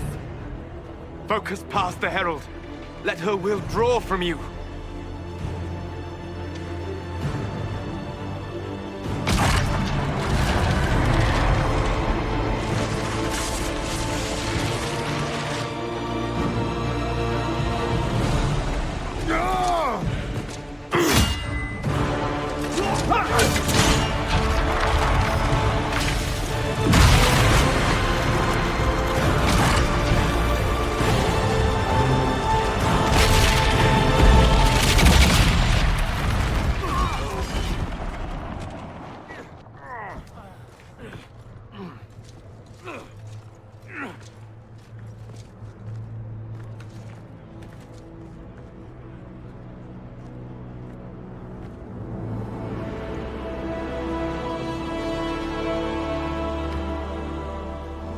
You did it.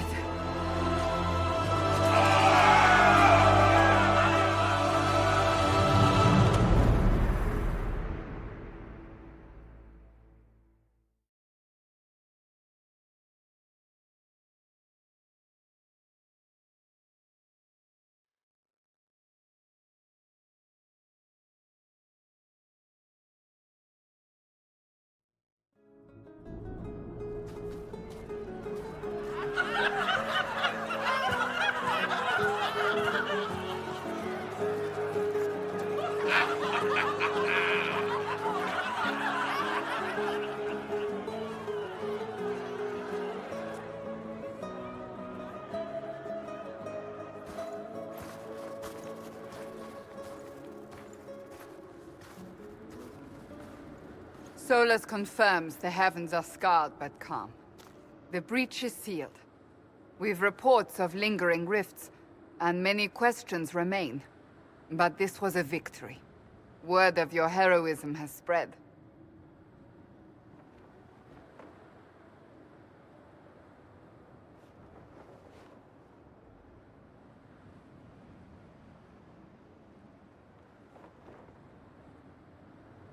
We don't know what caused this. We can't rest easy. I agree. One success does not guarantee peace. The immediate danger is gone. For some, So is the necessity of this alliance. We must be wary. The Inquisition will need new focus.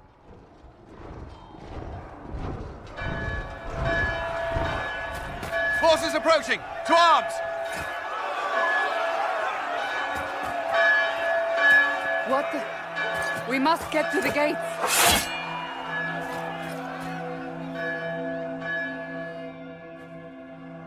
I knew it was too easy.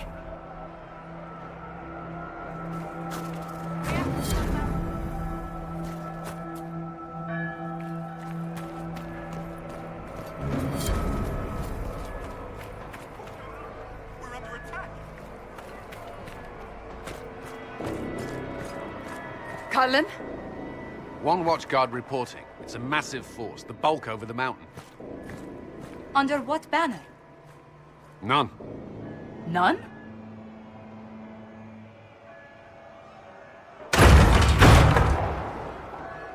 I can't come in unless you open.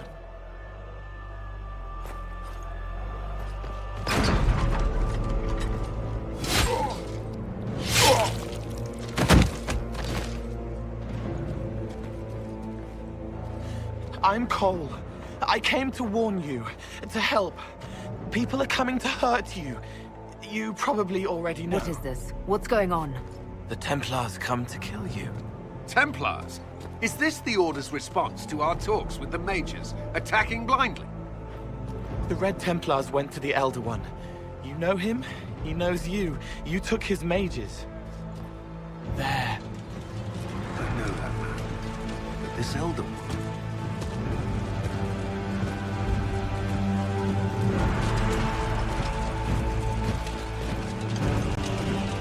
He's very angry that you took his mages.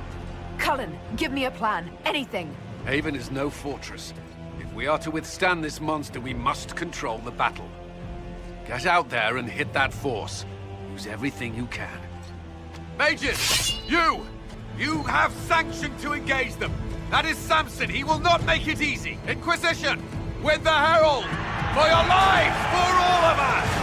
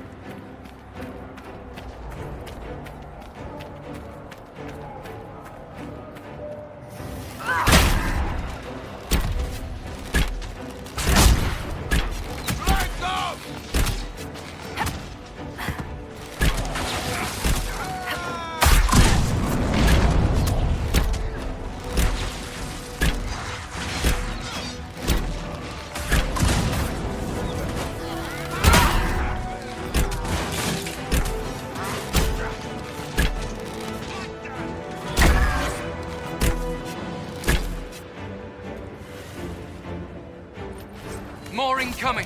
Keep them off the trebuchet!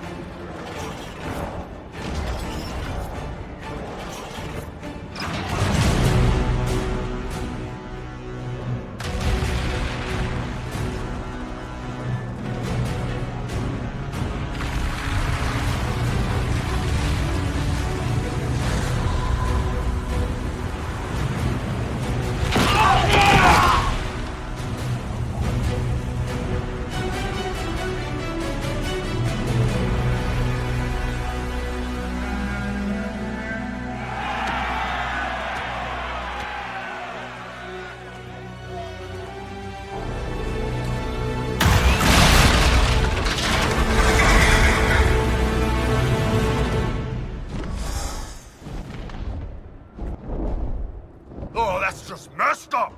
Everyone to the gates!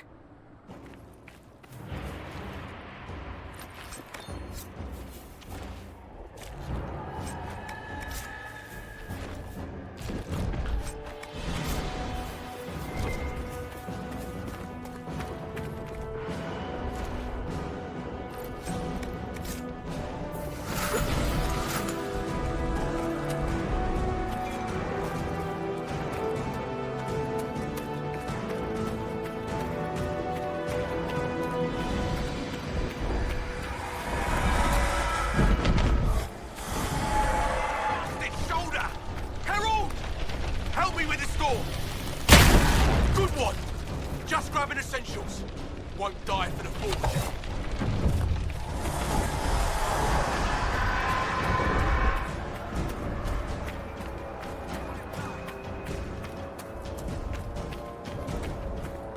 Move it!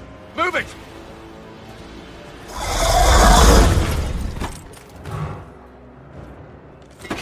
We need everyone back to the Chantry. It's the only building that might hold against that beast. At this point, just make them work for it. Best run, dear. The village is...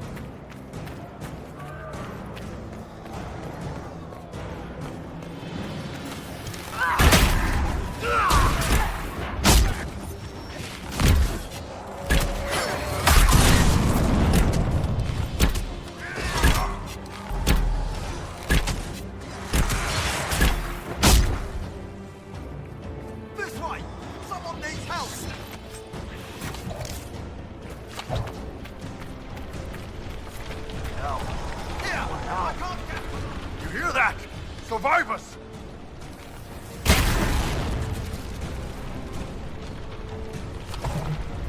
I can't. Someone help me. About time. Let me out of here.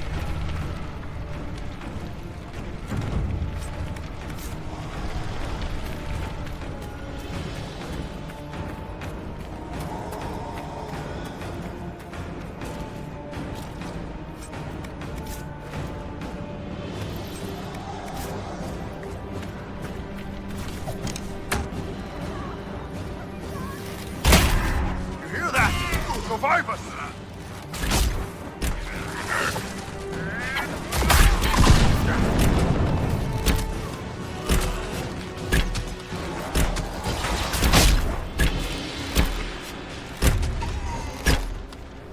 I think someone is over here!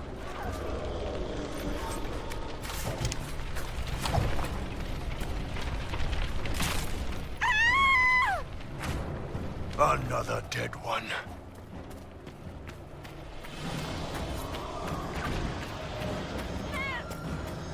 You hear that? Survivors! Watch out! The flames will reach the pots!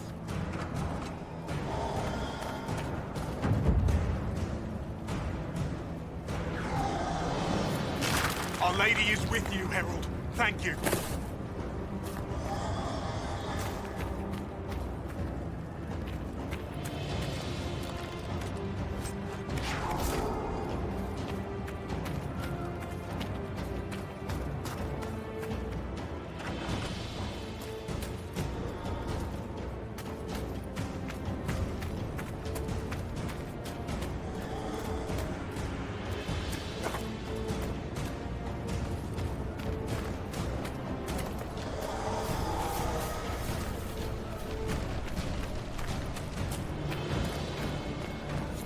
Hear that?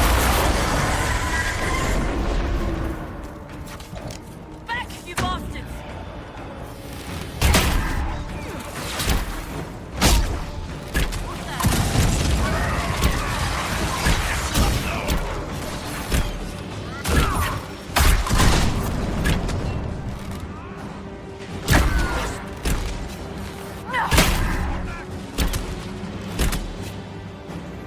Didn't expect this from you. Thanks. Saved a few, time to go.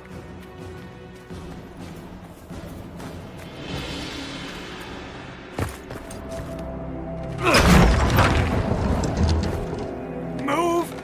Keep going! The Chantry is your shelter!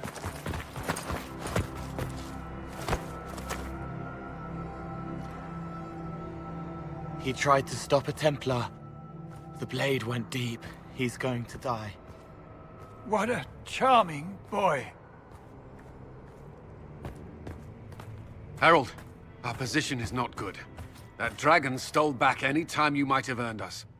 I've seen an archdemon. I was in the Fade, but it looked like that. I don't care what it looks like. It's got a path for that army. They'll kill everyone in Haven. The Elder One doesn't care about the village. He only wants the Herald.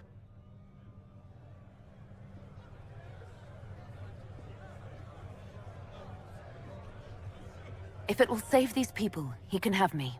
It won't. He wants to kill you. No one else matters, but he'll crush them, kill them anyway. I don't like him. You don't like... Harold, there are no tactics to make this survivable. The only thing that slowed them was the avalanche. We could turn the remaining trebuchets, cause one last slide. We're overrun. To hit the enemy, we'd bury Haven. We're dying, but we can decide how. Many don't get that choice.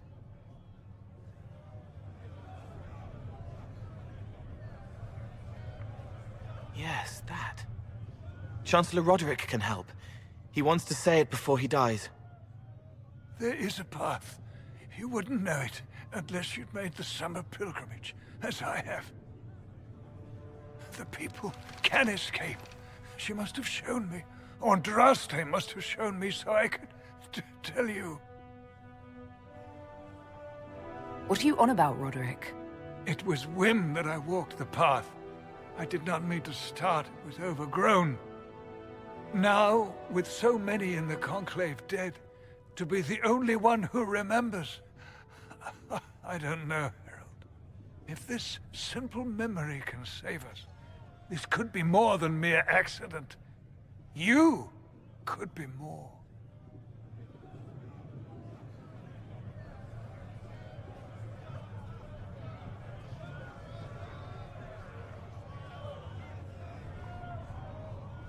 What about it, Cullen? Will it work? Possibly. If he shows us the path. But what of your escape?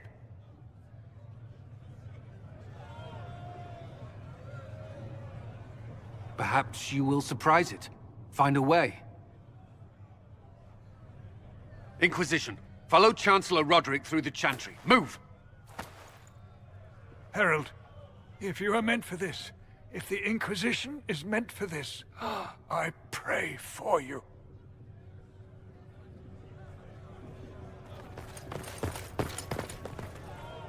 They'll load the trebuchets.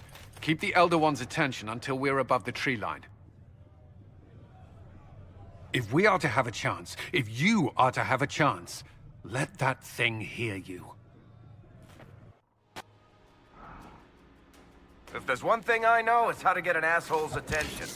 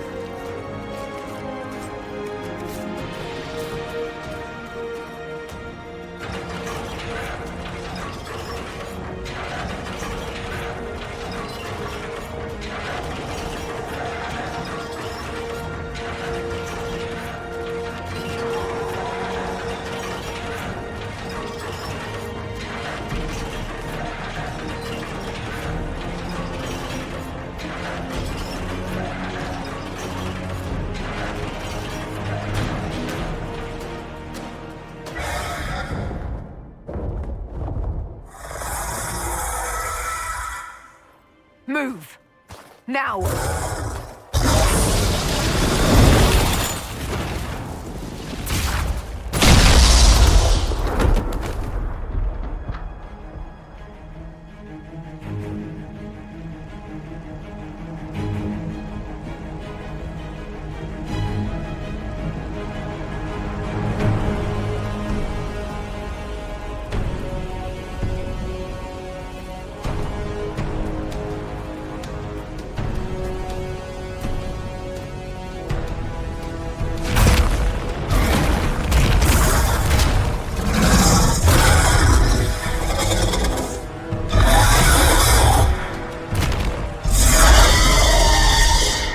Enough!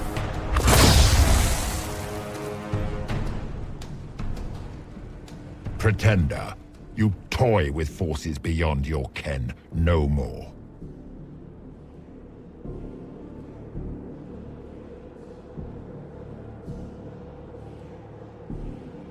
Whatever you are, I'm not afraid. Words mortals often hurl at the darkness.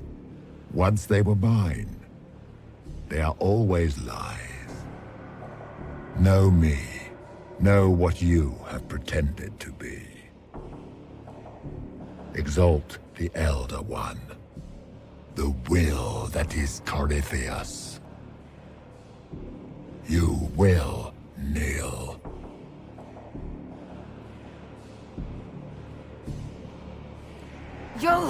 You'll get nothing out of me! You will resist. You will always resist. It matters not. I am here to anchor. The process of removing it begins now.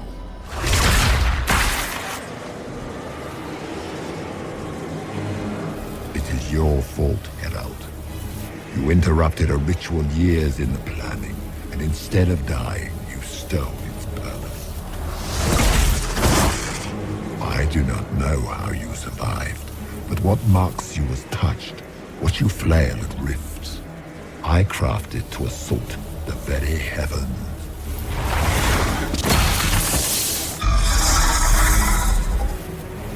And you used the anchor to undo my work. The gore.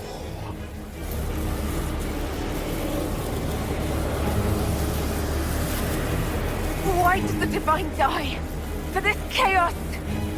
The chaos will empower me, and ensure we no longer beg at the feet of the invisible. I once breached the Fade in the name of another to serve the old gods of the Empire in person. I found only chaos and corruption, dead whispers. For 1,000 years I was confused, no more. I have gathered the will to return under no name but my own, to champion withered Tevinter and correct this blighted world. Beg that I succeed, for I have seen the throne of the gods, and it was empty.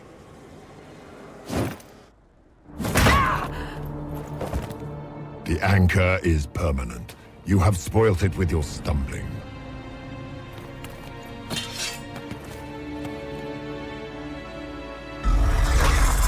So be it. I will begin again. Find another way to give this world the nation and God it requires.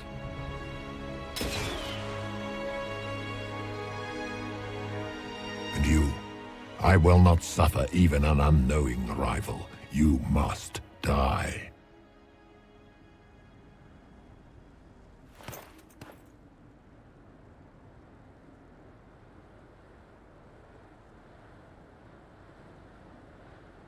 Your arrogance blinds you. Good to know. If I'm dying, it's not today!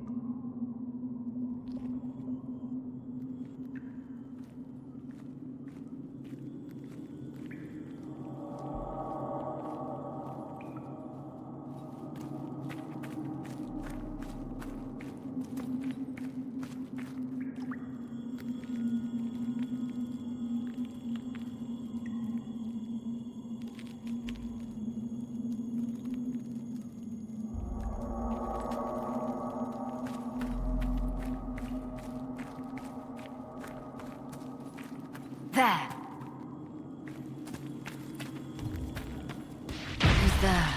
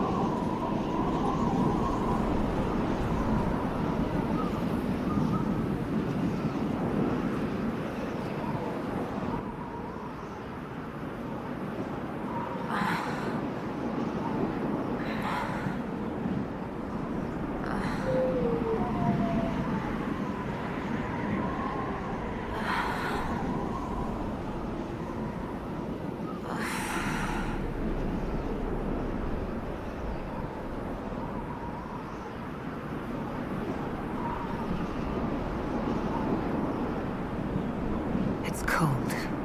Nothing.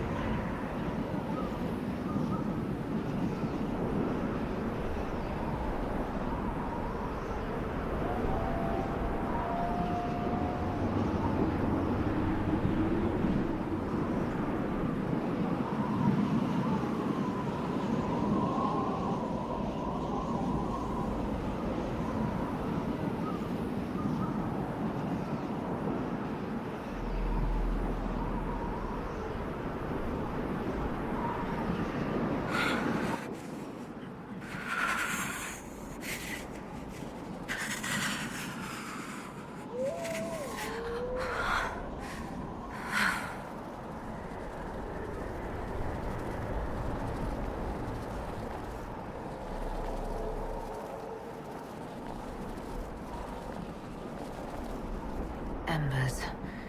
Recent?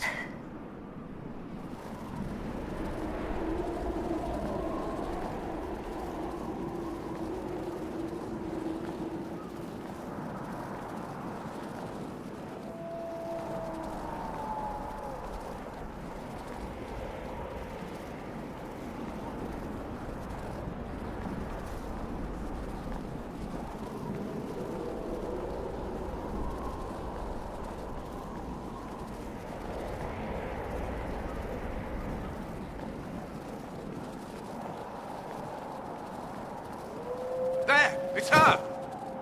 Thank the Maker!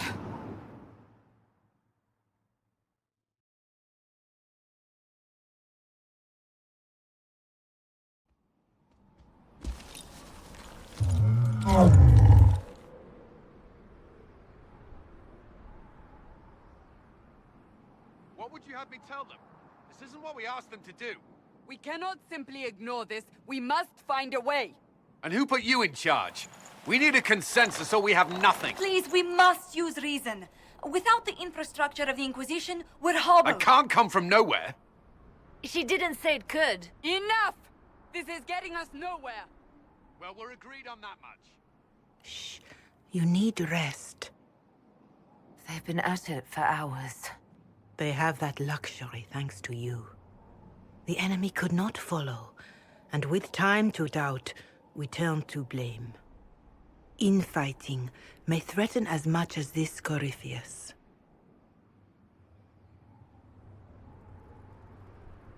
Do we know where Corypheus and his forces are?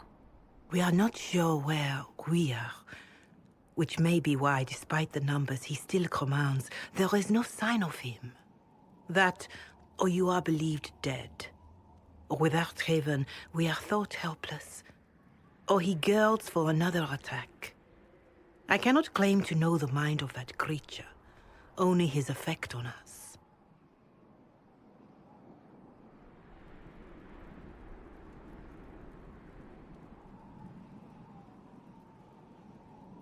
If that thing is still out there, we need to move. They are uncertain where. And there are other questions about you. Our leaders struggle because of what we survivors witnessed. We saw our defender stand and fall. And now we have seen her return. The more the enemy is beyond us, the more miraculous your actions appear, and the more our trials seem ordained. That is hard to accept, no? What we have been called to endure, what we perhaps must come to believe.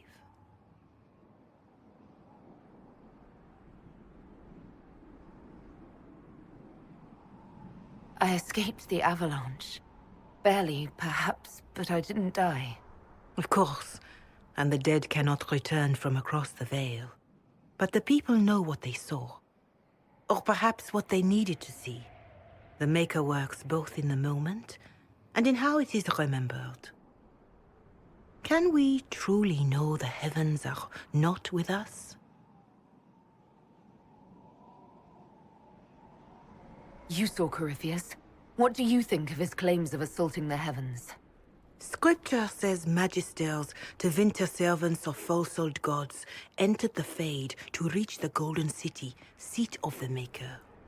For their crime, they were cast out as darkspawn. Their hubris is why we suffer blight, and why the Maker turned from us. If such is the claim of this Corypheus, he is a monster beyond imagining. All mankind continues to suffer for that sin. If even a shred of it is true, all the more reason Andraste would choose someone to rise against him.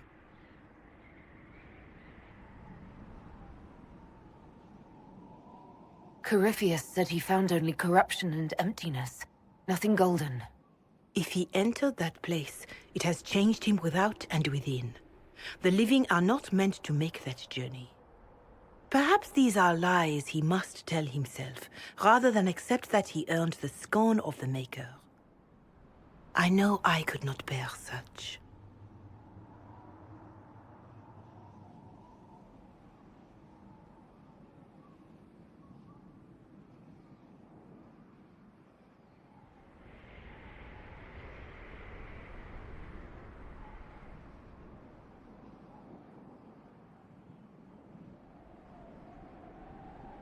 Mother Giselle, I just don't see how what I believe matters.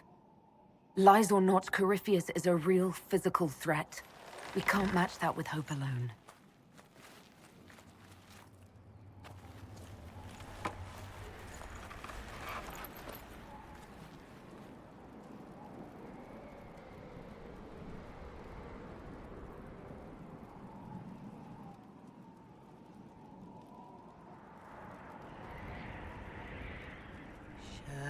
Shadows fall and hope has fled. Still your heart, the dawn will come. The night is long and the path is dark. Look to the sky, for one day soon the dawn will come. The shepherd's lost, and his home is far. keep to the stars. The dawn will come. The night is long. And the path is dark. Look to the sky. One day soon, the dawn will come. Lay your blade and raise it high. Stand your ground, the dawn will come. The night is long and the path is dark. Look to the sky for one day.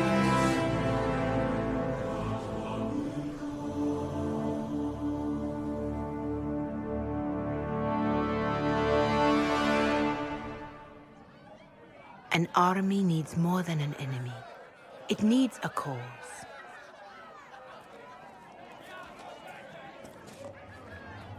A word.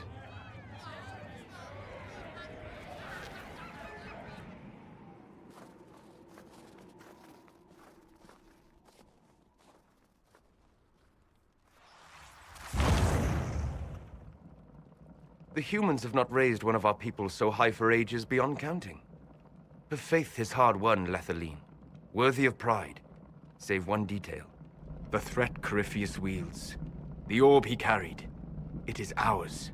Corypheus used the orb to open the breach. Unlocking it must have caused the explosion that destroyed the Conclave. We must find out how he survived. And we must prepare for their reaction when they learn the orb is of our people.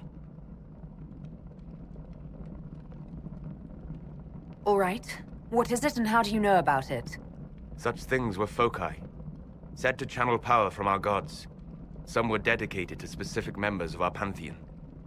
All that remains are references in ruins, and faint visions of memory in the Fade, echoes of a dead empire. But however Corypheus came to it, the orb is Elven, and with it, he threatens the heart of human faith.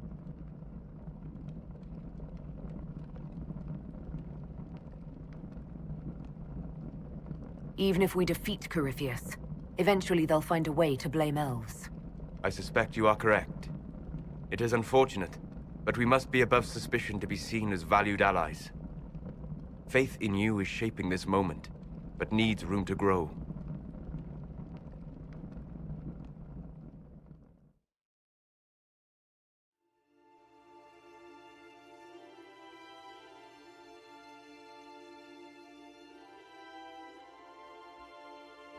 By attacking the Inquisition, Corypheus has changed it.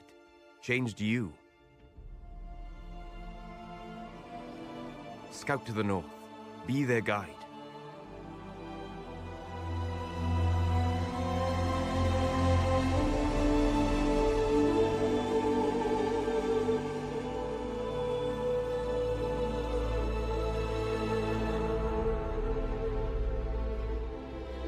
There is a place that waits for a force to hold it.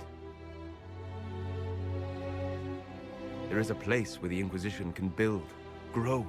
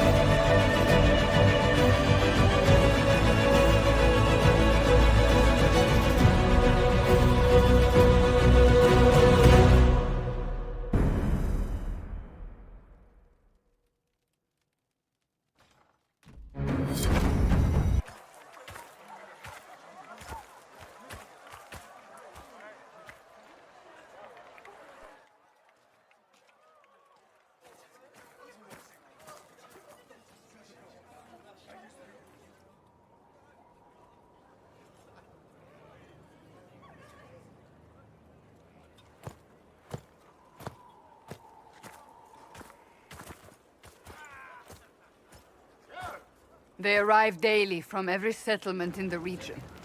Skyhold is becoming a pilgrimage.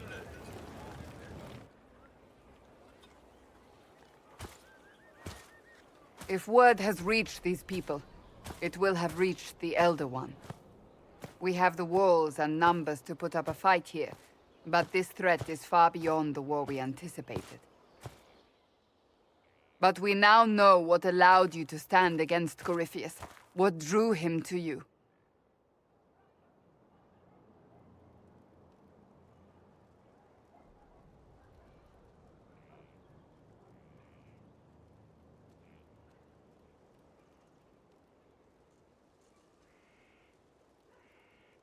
He came after me because my efforts put the Inquisition in his way. Perhaps in more ways than you've considered. Your decisions let us heal the sky. Your determination brought us out of Haven. You are the creature's rival because of what you did. And we know it. All of us. The Inquisition requires a leader. The one who has already been leading it.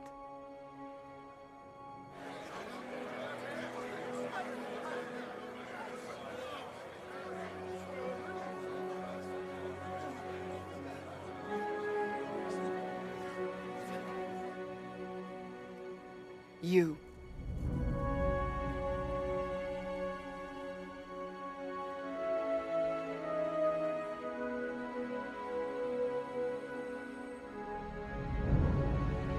You're offering this to an elf? Are you quite sure you know what you're doing? I would be terrified handing this power to anyone, but I believe it is the only way. They'll follow you. To them, being an elf shows how far you've risen, how it must have been by Andraste's hand. What it means to you, how you lead us, that is for you alone to determine.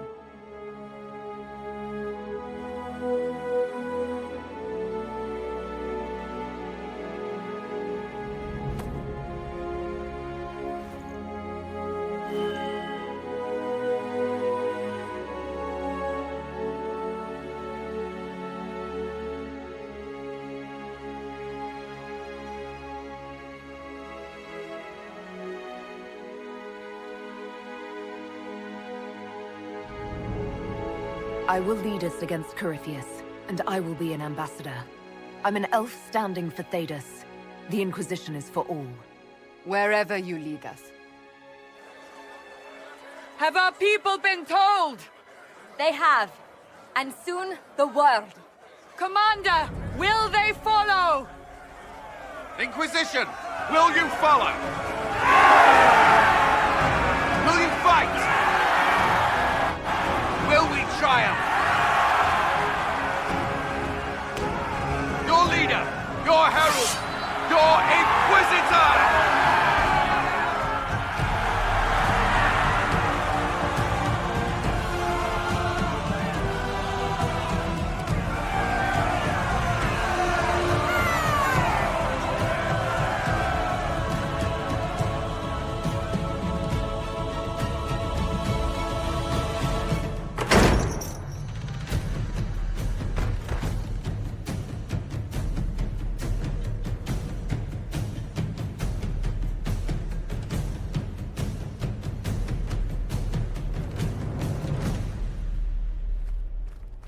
So this is where it begins. It began in the courtyard.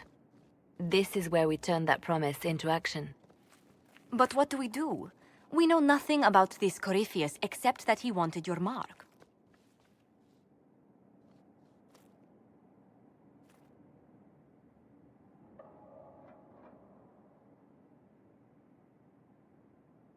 Corypheus wants to restore Tevinter. Is this a prelude to war with the Imperium? I get the feeling we're dealing with extremists, not the vanguard of a true invasion. Tevinter is not the Imperium of 1,000 years ago. What Corypheus yearns to restore no longer exists. Though they would shed no tears if the South fell to chaos, I'm certain. Corypheus said he wanted to enter the Black City, that this would make him a god. He is willing to tear this world apart to reach the next. It won't matter if he's wrong. What if he's not wrong? If he finds some other way into the Fade? Then he gains the power he seeks, or unleashes catastrophe on us all. Could his dragon really be an archdemon? What would that mean? It would mean the beginning of another blight. We've seen no darkspawn other than Corypheus himself. Perhaps it's not an archdemon at all, but something different? Whatever it is, it's dangerous. Commanding such a creature gives Corypheus an advantage we can't ignore.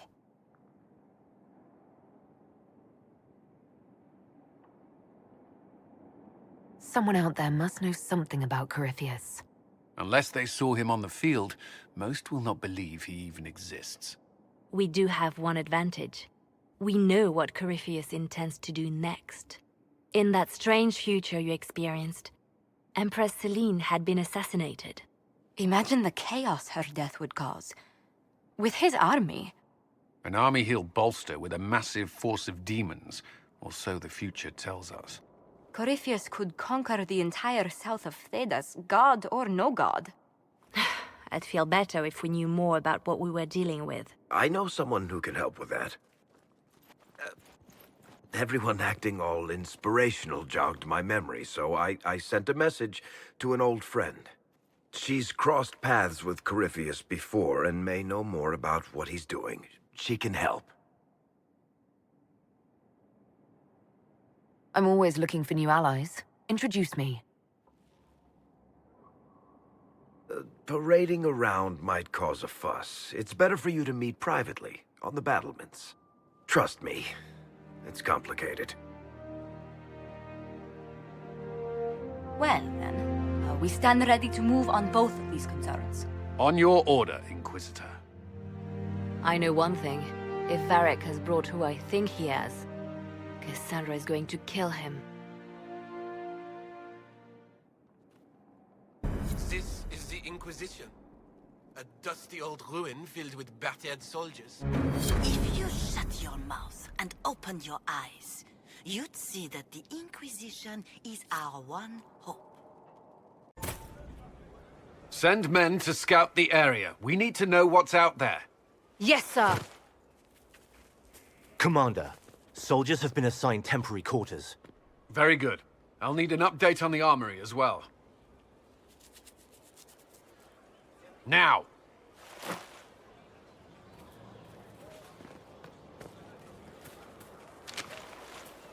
We set up as best we could at Haven, but could never prepare for an archdemon, or whatever it was. With some warning, we might have...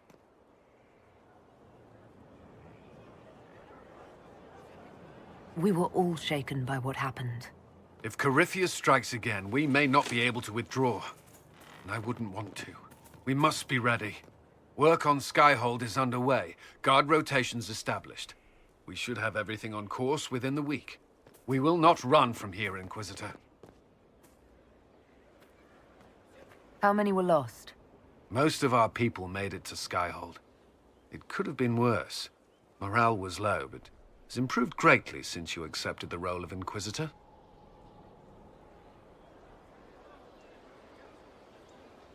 Everyone has so much faith in my leadership. I hope I'm ready. You won't have to carry the Inquisition alone, although it must feel like it. We needed a leader, and you have proven yourself.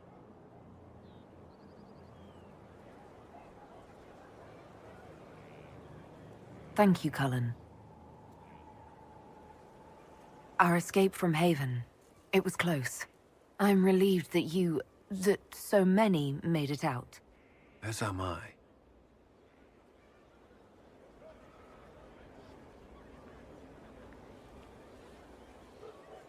You stayed behind. You could have... I will not allow the events at Haven to happen again. You have my word.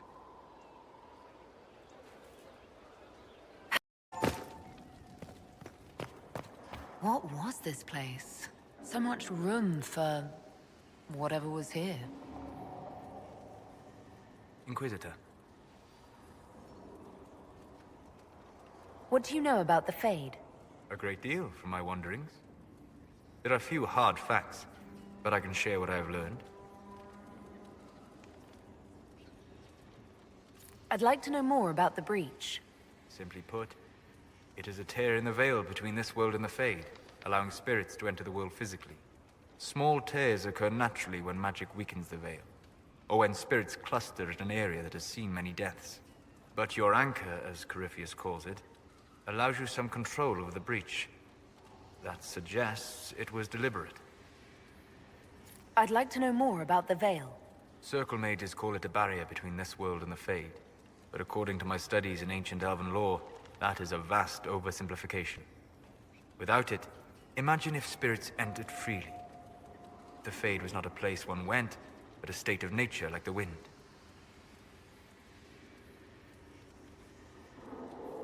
It sounds like it would be wonderful. And dangerous. But yes, a world where imagination defines reality. Where spirits are as common as trees or grass. Instead, spirits are strange and fearful. And the Fade is a terrifying world touched only by mages and dreamers. I am glad that I'm not alone in seeing the beauty of such a world, along with the obvious peril. I'd like to know more about demons. The Chantry says that demons hate the natural world and seek to bring their chaos and destruction to the living. But such simplistic labels misconstrue their motivations, and in so doing, do all a great disservice. Spirits wish to join the living, and a demon is that wish gone wrong.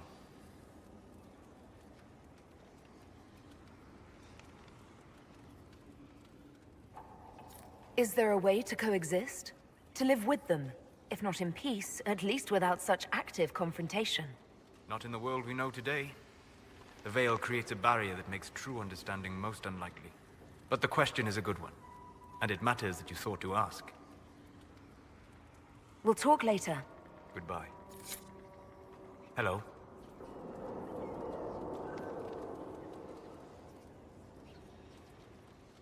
I'd like to know more about you, Solus. Why?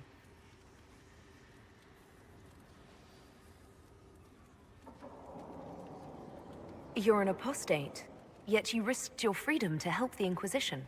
Not the wisest course of action when framed that way. I appreciate the work you're doing, Solus. I just wanted to know more about you. I'm sorry. With so much fear in the air. What would you know of me? What made you start studying the Fade? I grew up in a village to the north. There was little to interest a young man, especially one gifted with magic. But as I slept, spirits of the Fade showed me glimpses of wonders I had never imagined. I treasured my dreams. Being awake, out of the Fade, became troublesome. Did spirits try to tempt you? No more than a brightly colored fruit is deliberately tempting you to eat it. I learned how to defend myself from more aggressive spirits, and how to interact safely with the rest. I learned how to control my dreams with full consciousness. There was so much I wanted to explore. I gather you didn't spend your entire life dreaming. No. Eventually, I was unable to find new areas in the Fade. Why? 2 reasons. First, the Fade reflects the world around it. Unless I traveled, I would never find anything new. Second, the Fade reflects and is limited by our imaginations. To find interesting areas, one must be interesting. Is this why you joined the Inquisition? I joined the Inquisition because we were all in terrible danger. If Corypheus destroyed the world, I would have nowhere to lay my head while dreaming of the Fade. Ah. Inquisitor, that is why I joined, not why I stayed. I wish you luck. Thank you. In truth, I've enjoyed experiencing more of life to find more of the Fade. How so? You train to flick a dagger or an arrow to its target. The grace with which you move is a pleasing side benefit. You have chosen a path whose steps you do not dislike because it leads to a destination you enjoy. As have I.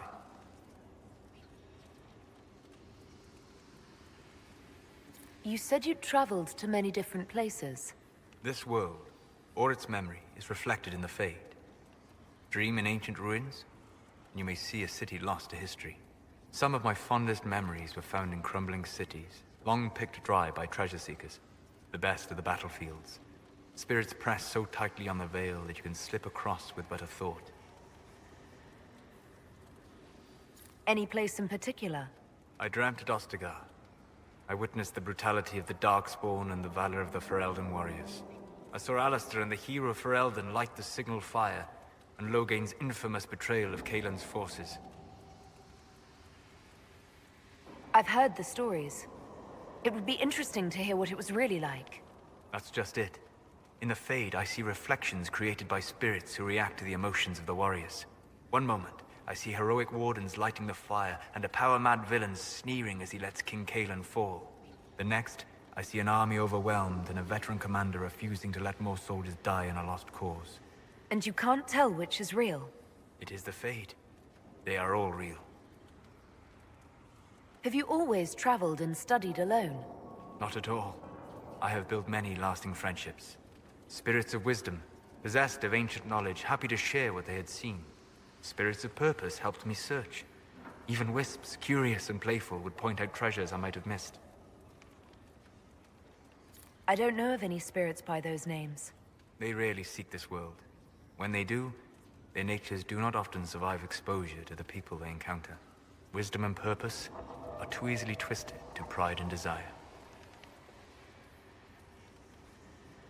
You're saying that you became friends with Pride and Desire demons? They were not demons for me. Meaning?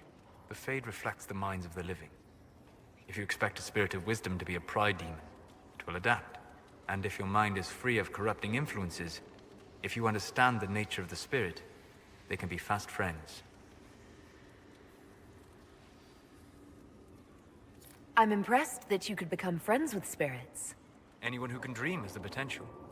Few ever try. My friends comforted me in grief and shared my joy. Yet, because they exist without form, as we understand it, the Chantry declares that spirits are not truly people. Is Cassandra defined by her cheekbones and not her faith? Varric by his chest hair and not his wit?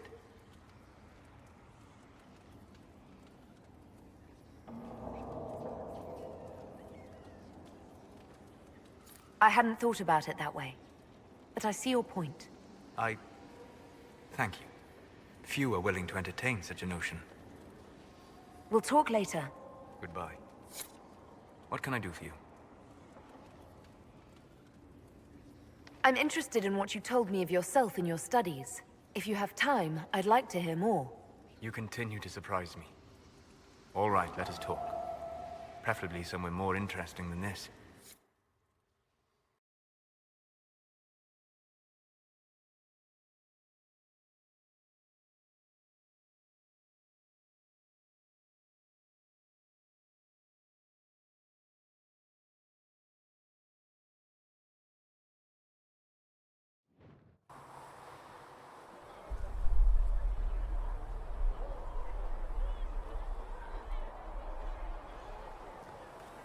Why here?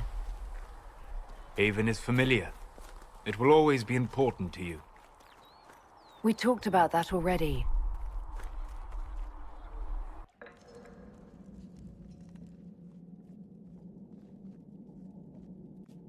I sat beside you while you slept, studying the anchor.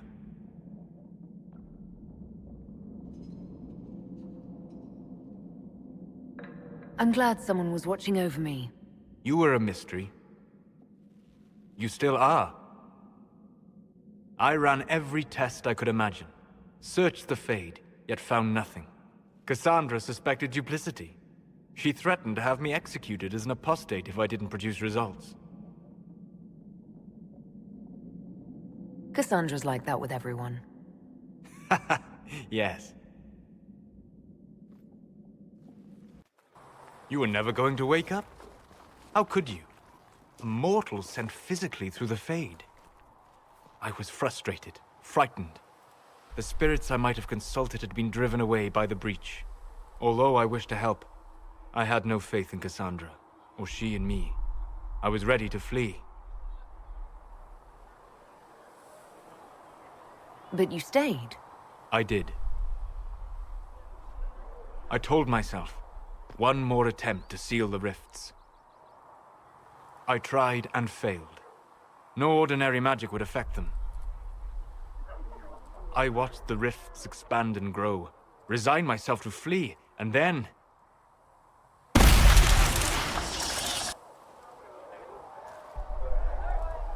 It seems you hold the key to our salvation. You had sealed it with a gesture. And right then, I felt the whole world change.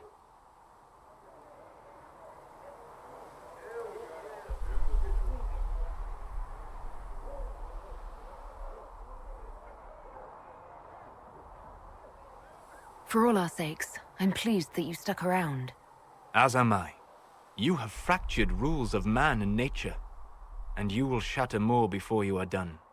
To visit me here, and you not even a mage. What do you mean? Where do you think we were? This isn't real. That's a matter of debate. Probably best discussed after you wake up.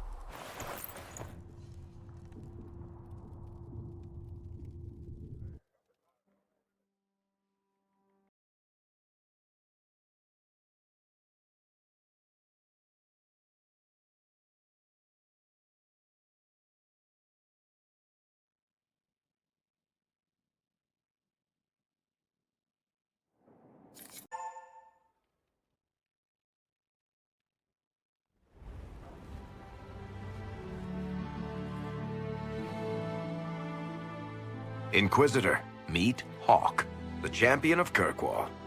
Though I don't use that title much anymore. Hawk, the Inquisitor. I figured you might have some friendly advice about Corypheus. You and I did fight him, after all.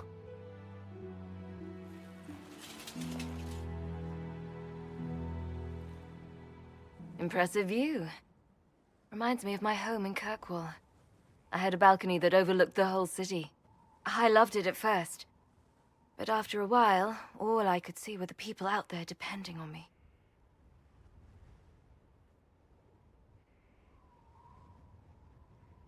You heard about Haven? I have. That's why we're here now.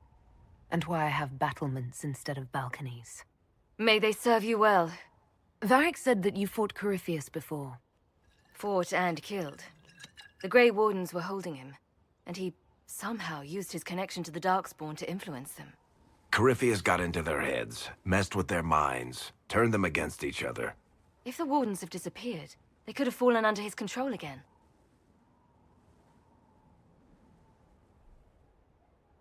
If that's what happened to the Wardens, do you think we can free them? It's possible, but we need to know more first. I've got a friend in the Wardens. He was investigating something unrelated for me. His name is Stroud. The last time we spoke, he was worried about corruption in the Warden ranks. Since then, nothing. Corypheus would certainly qualify as corruption in the ranks. Did your friend disappear with them? No. He told me he'd be hiding in an old smuggler's cave near Crestwood. If you didn't know about Corypheus, what were you doing with the Wardens? The Templars in Kirkwall were using a strange form of lyrium. It was red. I'd hoped the Wardens could tell me more about it. Corypheus had Templars with him at Haven. They looked like they'd been exposed to the lyrium you describe. Hopefully, my friend in the Wardens will know more. I'll take any lead I can get at the moment. Good. I'll do whatever I can to help. Corypheus is my responsibility. I thought I'd killed him before. This time I'll make sure of it. Inquisitor.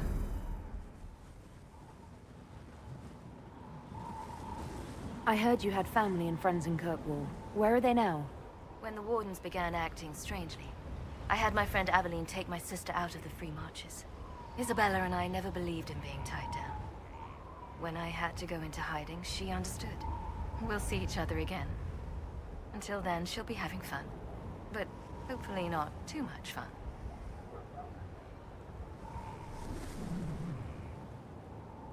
I assume Varric's been feeding you information about the Inquisition. What did he say about me? Only good things, I promise. I was a little surprised, actually. Varric isn't one for religion in general, but he thinks highly of the Inquisition. I think the exact phrase was, has a good shot at fixing Blondie's mess. You said you thought you killed Corypheus. The Grey Wardens had him imprisoned. They used my father's blood in a ritual to seal Corypheus inside. but he could still reach out and influence the Warden's thoughts. He sent them after me, and I didn't just think I killed him. When the fight was done, he was dead on the ground. Maybe his tie to the Blight somehow brought him back, or maybe it's all Tevinter magic, but he was dead, I swear it. And where did you go after the mages rebelled? I heard the Chantry might be sending an exalted march to Kirkwall to put down the rebellion.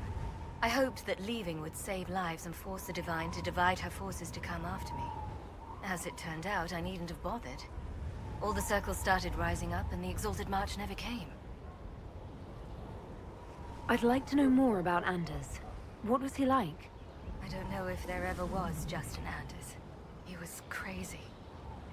By the end, there was nothing left in him, except this insane need to start a war no one could win. We'll talk later. I'll meet you at Crestwood.